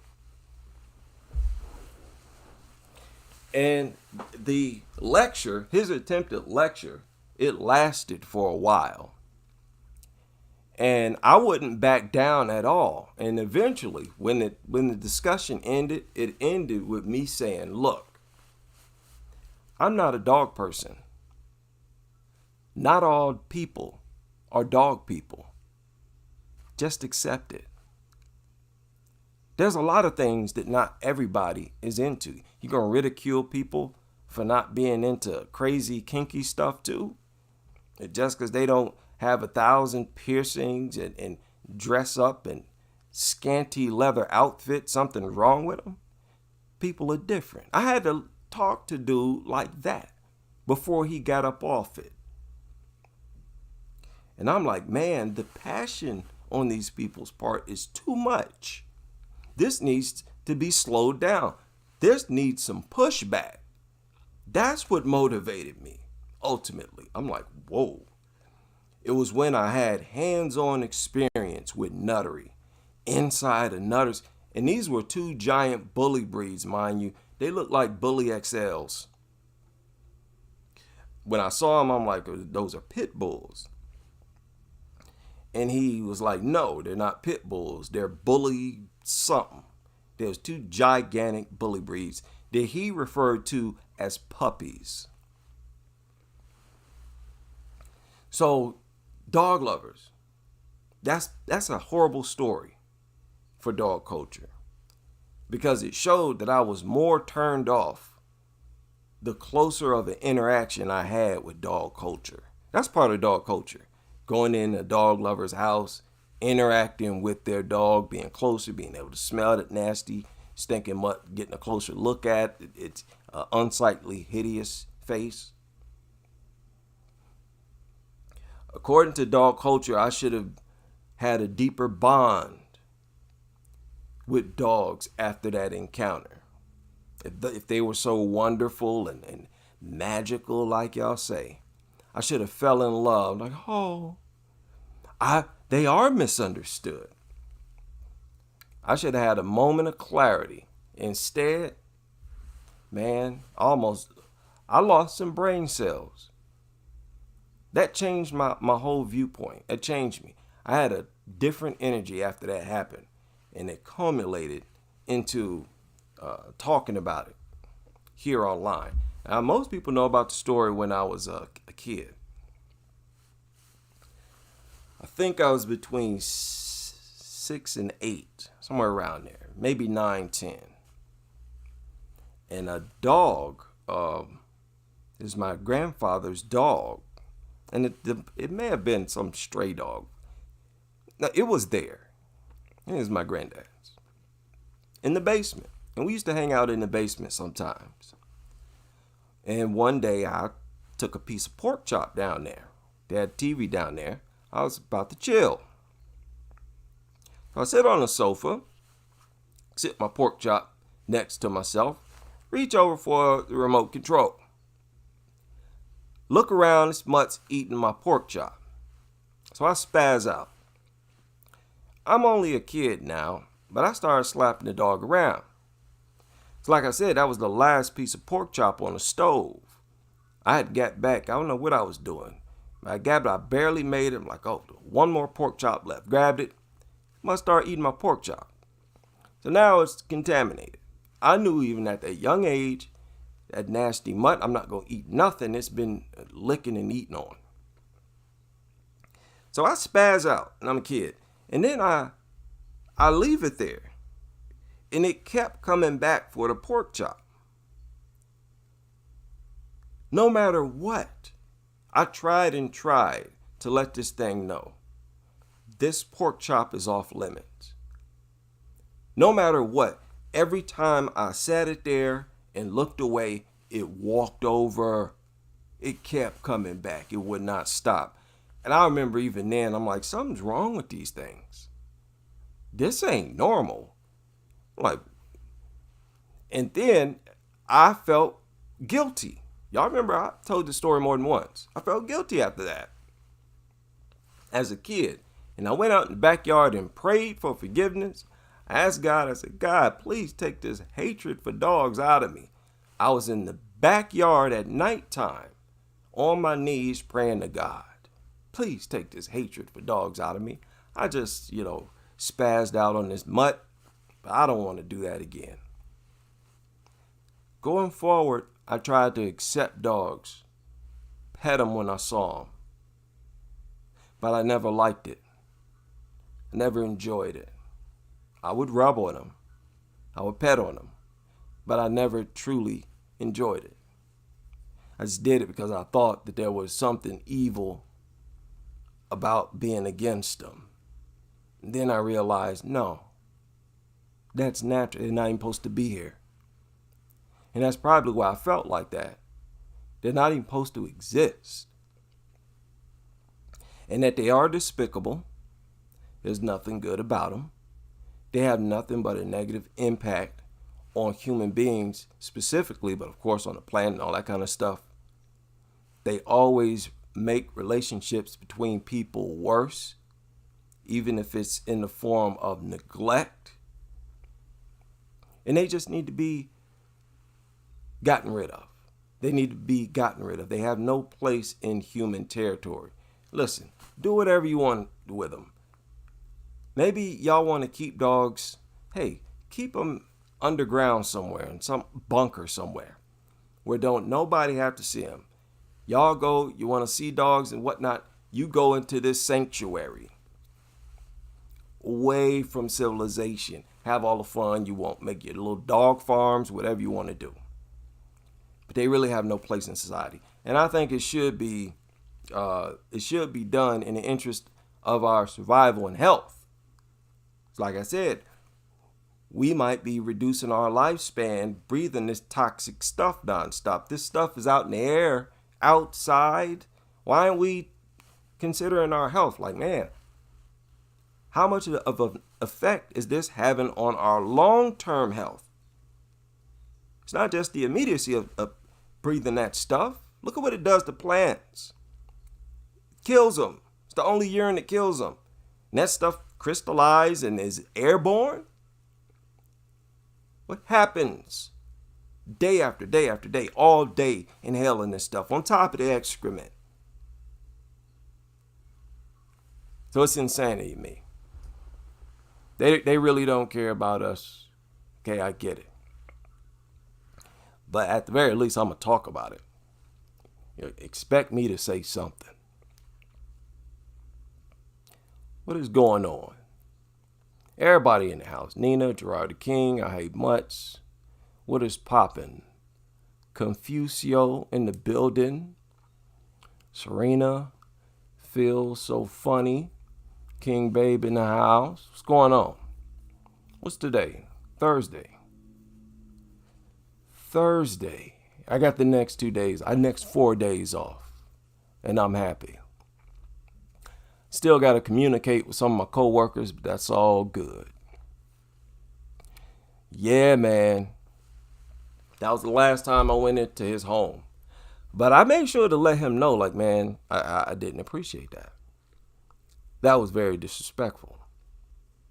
And I just don't understand how dog lovers can't understand how some people not dog people. To the point where, like, hey, I can understand why people wouldn't want to be around these things. And if they don't want to be, I'll put them away. Respectfully. The smell, the stench, the crazy, whacked out behavior, the unpredictable behavior that they try to put off on young people, that's really the dog. Dog's the only one that just spaz out, even after it has been around you and you've been petting on it for a while. I'd rather trust another person and be comforted by a good conversation and interaction with them and trust that they won't spaz out, try to kill me. Dumb dogs will. So why take the chance? You can't deny that it increases the chances of an attack. That's why I don't get why the law's not being enforced in some of these homes. All of the homes, what I'm talking about. Right? My man, Mr. Champagne in the building. Sonia in the building. What is going on? Somebody left a real good comment on one of my videos that I'm about to check out right now. I made a video, one of my recent videos, and somebody built a rabbit hole. They Googled something that I'm about to Google right now. They actually looked it up on YouTube. The most recent live stream I did was crazy. That was a crazy live stream. Dog culture's war on the youth is real. Now, somebody asked why I spelled it like that. This video right here.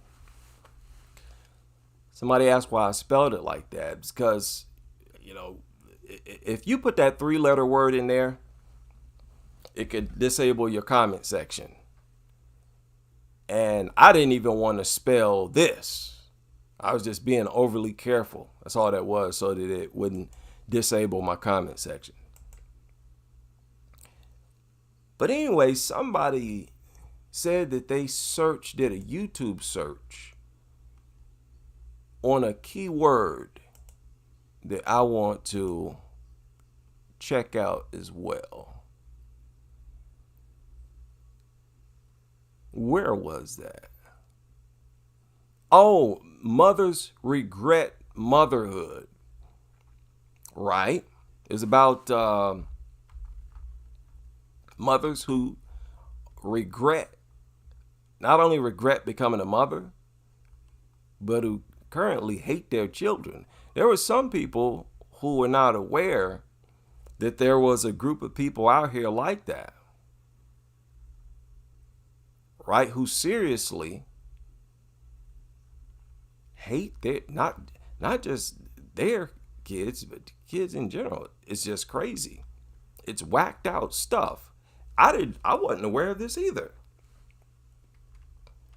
Okay, now look, I done lost it. We're gonna look it up anyways, right here. Mother regrets motherhood. Oh. Yeah, it looked pretty prevalent. This is a compilation. Like what? I don't get it. Hey, a childless person talking here. I'm childless. I don't get it. What do you regret? Yeah, I think it's funny how a lot of these parents, first thing they do is shove a bunch of sugar in them, and then talk about how they're confused of their behavior. Like, man, educate yourself. You feeding them gummy bears and concentrated sugar. If your immune system ain't really beefed up at that young age, what do you think sugar's doing? Sugar have a crazy effect on you as an adult. Like, where is the thinking in homes nowadays? I have no idea. And I'm saying this because I used to consume a lot of sugar as a kid. McDonald's, man, please. Ate all kinds of McDonald's. But that's scary, man. It's scary how there are a bunch of parents who have confessed, like, of all things you're going to confess online. But hey, I'm not being critical. It's better you say it and let it out and let us know how you think than to keep this type of stuff pent up inside. Scary to see a bunch of parents openly say they regret being a parent and hate their kids. And then creating this narrative that dogs are better. And then we got these crazy laws where every time the dog attacks them, it's just accident. Nothing's going to happen. You don't have to forfeit your dog. You could keep the dog if you want. Did y'all know that the case in Duncanville, that lady had the option of keeping that dog? Wait a minute.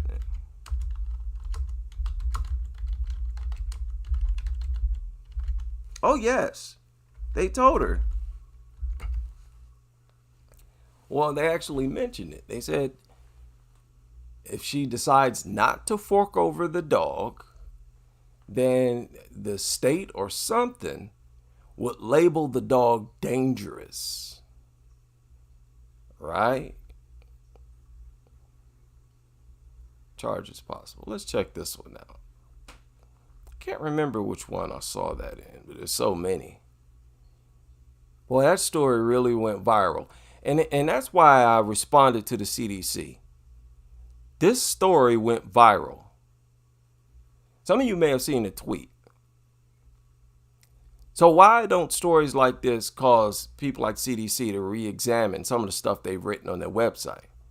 That particular section of their website is very inappropriate when you look at cases like this. Let me see if that was. Yeah. I believe so. And the way she was treated like a victim, the lady who had the dogs, was crazy. And that happens every time. Is complete. Whoever family it is, that's just a terrible thing. Neighbor David Trout would often see children playing outside. He walked a few doors down to offer his condolences. That's her. I don't wish this on anybody, especially her. I mean, I know she's devastated by this and will be for quite some time. There's no question this is a tragedy. It's important for all animal owners to ensure that their animals are confined. And if there's kids around, to ensure that there's some adult supervision around them. They sound so helpless. Like they just don't know what to do. Don't know what to say. This certainly is a tragedy, Keep your dogs confined. They were confined. You can't always keep them confined. What are you talking about? Keep them confined and supervision? It was supervision. So a woman could face criminal charges following the death of a child. The 1-year-old boy was mauled to death by dogs. Yeah, that happened yesterday in Duncanville, south of Dallas. Dan Godwin live at Duncanville Police Headquarters with an update. Dan? And Lauren, the Duncanville police chief says this is an ongoing investigation, says his department is working alongside the Dallas County DA's office, but it is not known whether what happened will result in any criminal charges. Little before 11 a.m. on Monday, a Duncanville street was lined with law enforcement vehicles after police say a one-year-old boy was mauled to death inside a home. The baby didn't live there. Investigators say the homeowner was babysitting the boy. Police told us there were other children in the home when the attack took place. The baby was rushed to the hospital afterwards where he died. The 3 dogs, all shepherd mixes, each weighed around 80 pounds, all belonged to the homeowner. The dogs were confined in the house. They were not loose.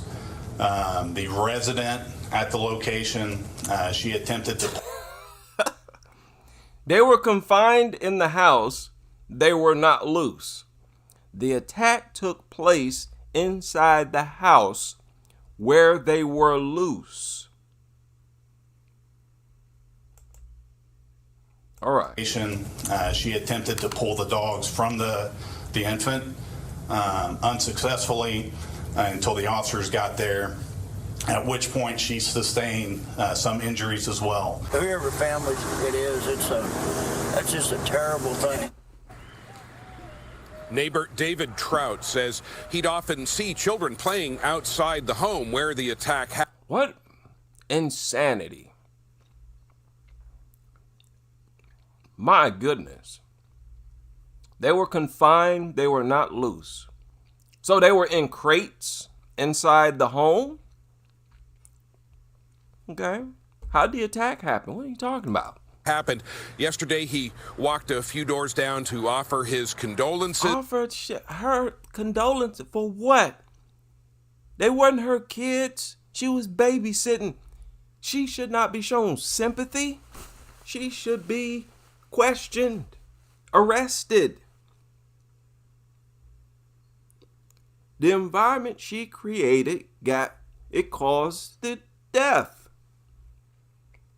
I just don't get it.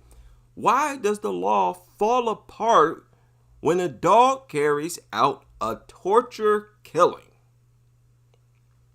Isn't all that should matter is the killing, what the victim went through?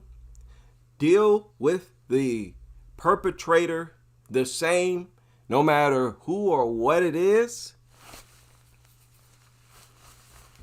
You cannot make sense out of this. That's the problem. Duncanville Animal Control took custody of the 3 dogs. There's no word yet when or if they will be euthanized. The police chief told us he believes there was just one adult in the home at the time of the fatal mauling. I don't believe they've killed those dogs yet. If I'm not mistaken. I believe it's another one of those cases where if they were not registered as dangerous dogs, they'll just be registered as dangerous dogs and give them right back to her. Hey, make sure you get a fence. Make sure they're muzzled out in public. That's what they're talking about in Toronto. Now, look. Okay, one of the things they're talking about in Toronto, one of the stipulations, if your dog is labeled dangerous, you got to have a muzzle on it at all times when it's outside. Why not make that the law for all dogs, no matter if they've been labeled dangerous or not? If you're really serious about safety, why don't y'all do that? Those dogs can still eat with those muzzles on. You can still feed them with the muzzle on. You can tell nobody is serious about safety. It's not one of their things that they worry about. They think it's more important for the dog to be able to bite something, maybe kill, mutilate something, than it is for a muzzle to be on it. They see that's too much of an inconvenience for the dog. It can't kill and shred and be a lethal creature with a basket across its face. You just can't make this up. The nuttery is just too much. And it's, if you ask me, it's at a level that should be examined by any and all people in law. It's another thing I don't understand. Why? Why hasn't there been teams, groups, maybe study groups in college maybe? Why hasn't any college young people gotten together and said, hey, let's do a paper on this? Why wasn't that paper submitted, published by media outlets? Like, I just don't get it. People are that crazy about dogs, they can't give a fair and balanced assessment of them. It needs to stop. That's what we're here for. Dog lovers, stop projecting us as the bad guys. Just stop it. If you've made a goofy channel based on projecting us as evildoers, just going to get rid of that goofy thing. It has no future. Okay? The facts just not on your side. Simple as that. Big shout out to Jonathan Payne in the super chat. Yes, sir. Thank you very much for the birthday wishes and your donations. Hey, life is very strange, man. I don't know what our purpose is. And I can't help but think about it, especially the older I get. Like, man, what am I supposed to be doing here? Is there some type of job or task? What's the point? Why is life so short? It's just a little too short for me. So, hopefully I'll figure that out before I die. But I appreciate life. And I think people's lack of appreciation for life is the reason why they become dog lovers. You can't appreciate life and be a dog lover. You just can't. And you can't be an animal lover and be a dog lover. That's why I say, dog lovers, y'all need to stop calling yourselves animal lovers. Because dogs hate animals. They've driven several into extinction. And y'all know they attack them on sight. These things are anti-nature, anti-animal. And people's character is based around coddling up to them anyways. That itself is a bad look. You picking up no dog's excrement, putting it in a bag, and stinking nasty things lick on you. Like, what are you thinking? Man, treating these things like family members. The stories don't stop, right? Stories don't stop. This surfaced a few hours ago. Isn't this crazy? There's a lot of stories and reports that I just haven't reported on. Just haven't. As I told you, you could do this 24 hours a day. 2-year-old attacked by dogs in Tri-Cities. Now home after days in Spokane Hospital. Wow. Had a whole family of people chose to attack the 2-year-old. Look at that. The dogs have been impounded and are being declared dangerous now. The dogs get to live. Man, this is not a dream. 2 dogs belonging to a neighbor ran into the yard of David and Galena on April 18th, attacked the youngest of their 4. What did I tell you? What did I tell you? What did they tell you? What the professionals, the former professionals tell you? They go after the youngest. This is madness. Of course it did. Why? Because it was intimidated? Did it look at all the larger, older siblings? What? As less intimidating than the smallest, according to you former experts. Okay, that's why we took your stripes. Targeted the 2-year-old. Had to fly him to the hospital. Got a GoFundMe. We were still under supervision of doctors, traveling back and forth to Spokane. One of the dogs was a Labrador. The other was a Doberman, an American Bully mix. Information was not available on which one was the primary aggressor. Neither had previously been declared potentially dangerous, so no criminal charges are being pursued. Here you go, one free bite. We know these are bloodthirsty, violent-prone mutants with the genes, DNA, and instincts to launch unprovoked attacks. So this is what we'll do. We'll give them a free attack where no matter what they do, we'll just label them dangerous now. Look at the privilege here. I haven't been declared a criminal or potentially dangerous, but if I go out and do something like this, what do you think is going to happen?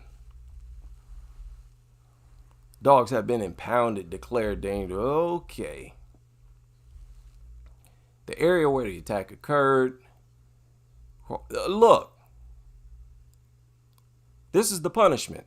The area where the attack occurred is in Benton County's jurisdiction. Benton County requires a permit costing $500 for each dangerous dog, and then a $100 annual renewal fee for each permit.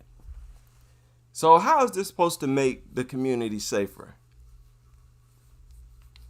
Making the owner of these killers pay $500 and then $100 each year.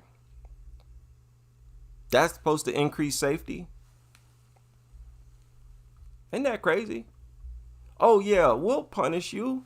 We'll make the community safer. Give us more money. Can't make this up.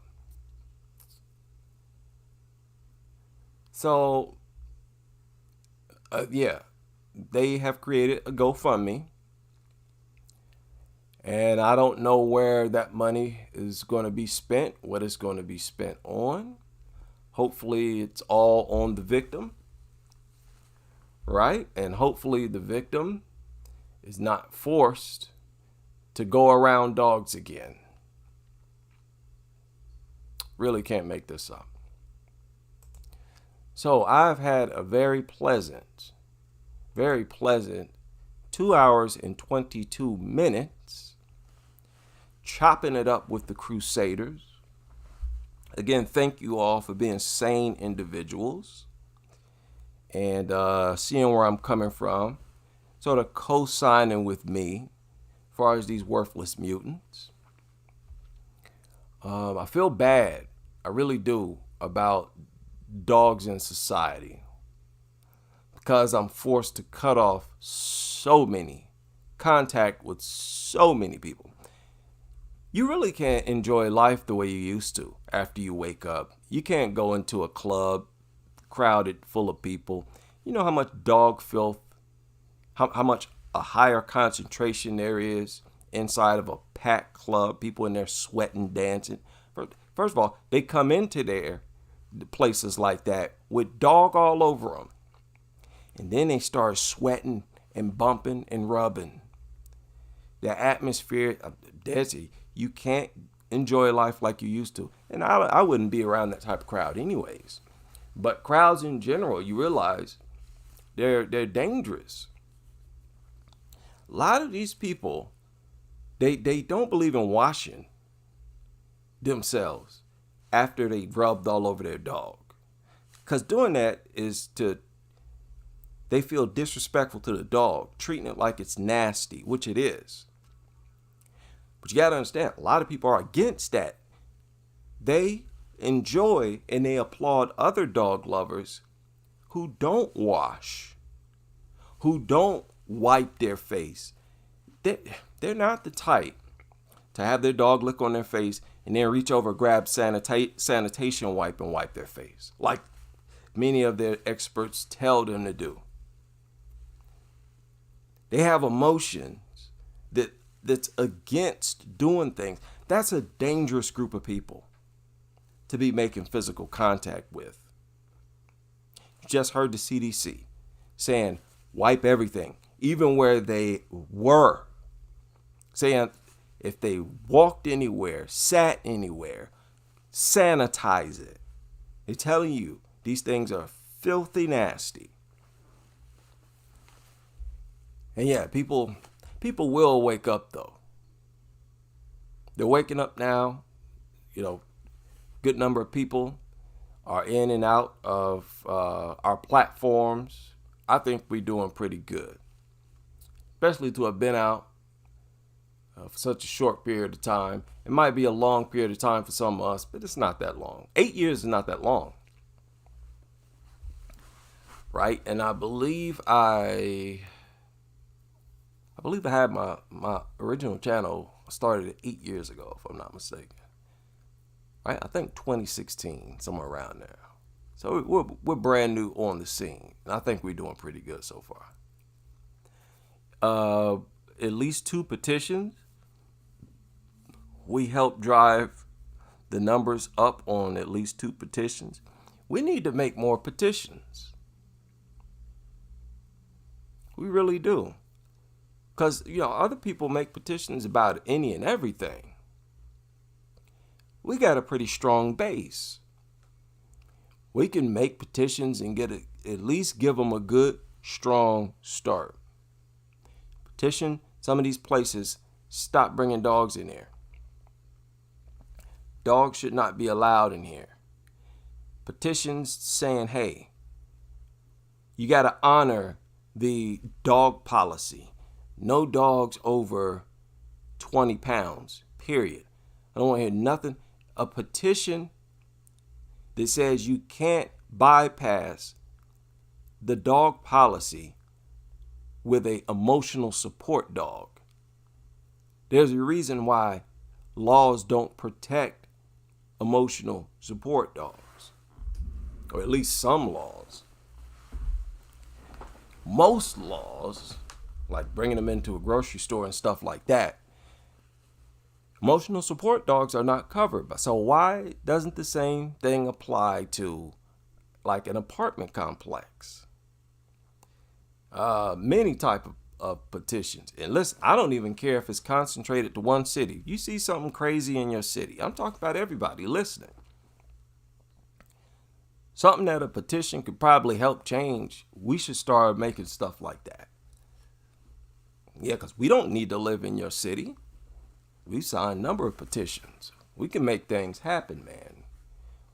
We have made some things happen. We've made a lot of noise since we've been here. And we got a lot of potential to make a lot more noise.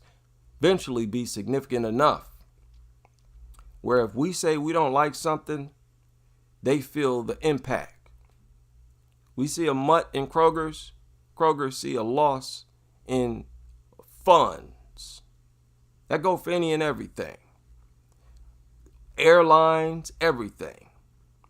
Oh, you want to allow dogs on there? We're not flying on your airline.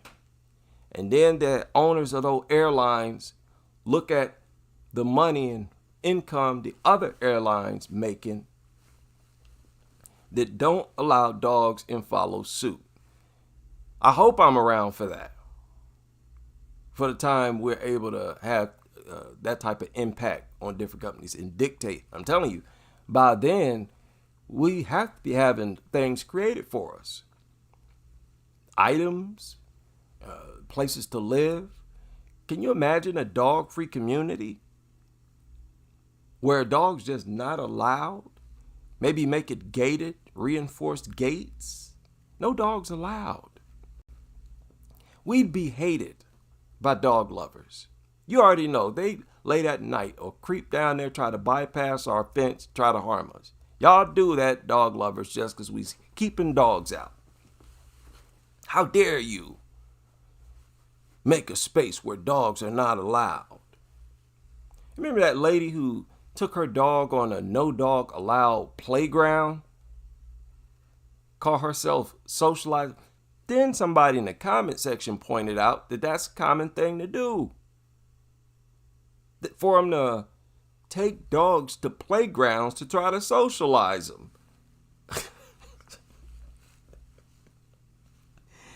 Here these dumb dogs been seeing people their whole worthless life. And you call yourself socializing it.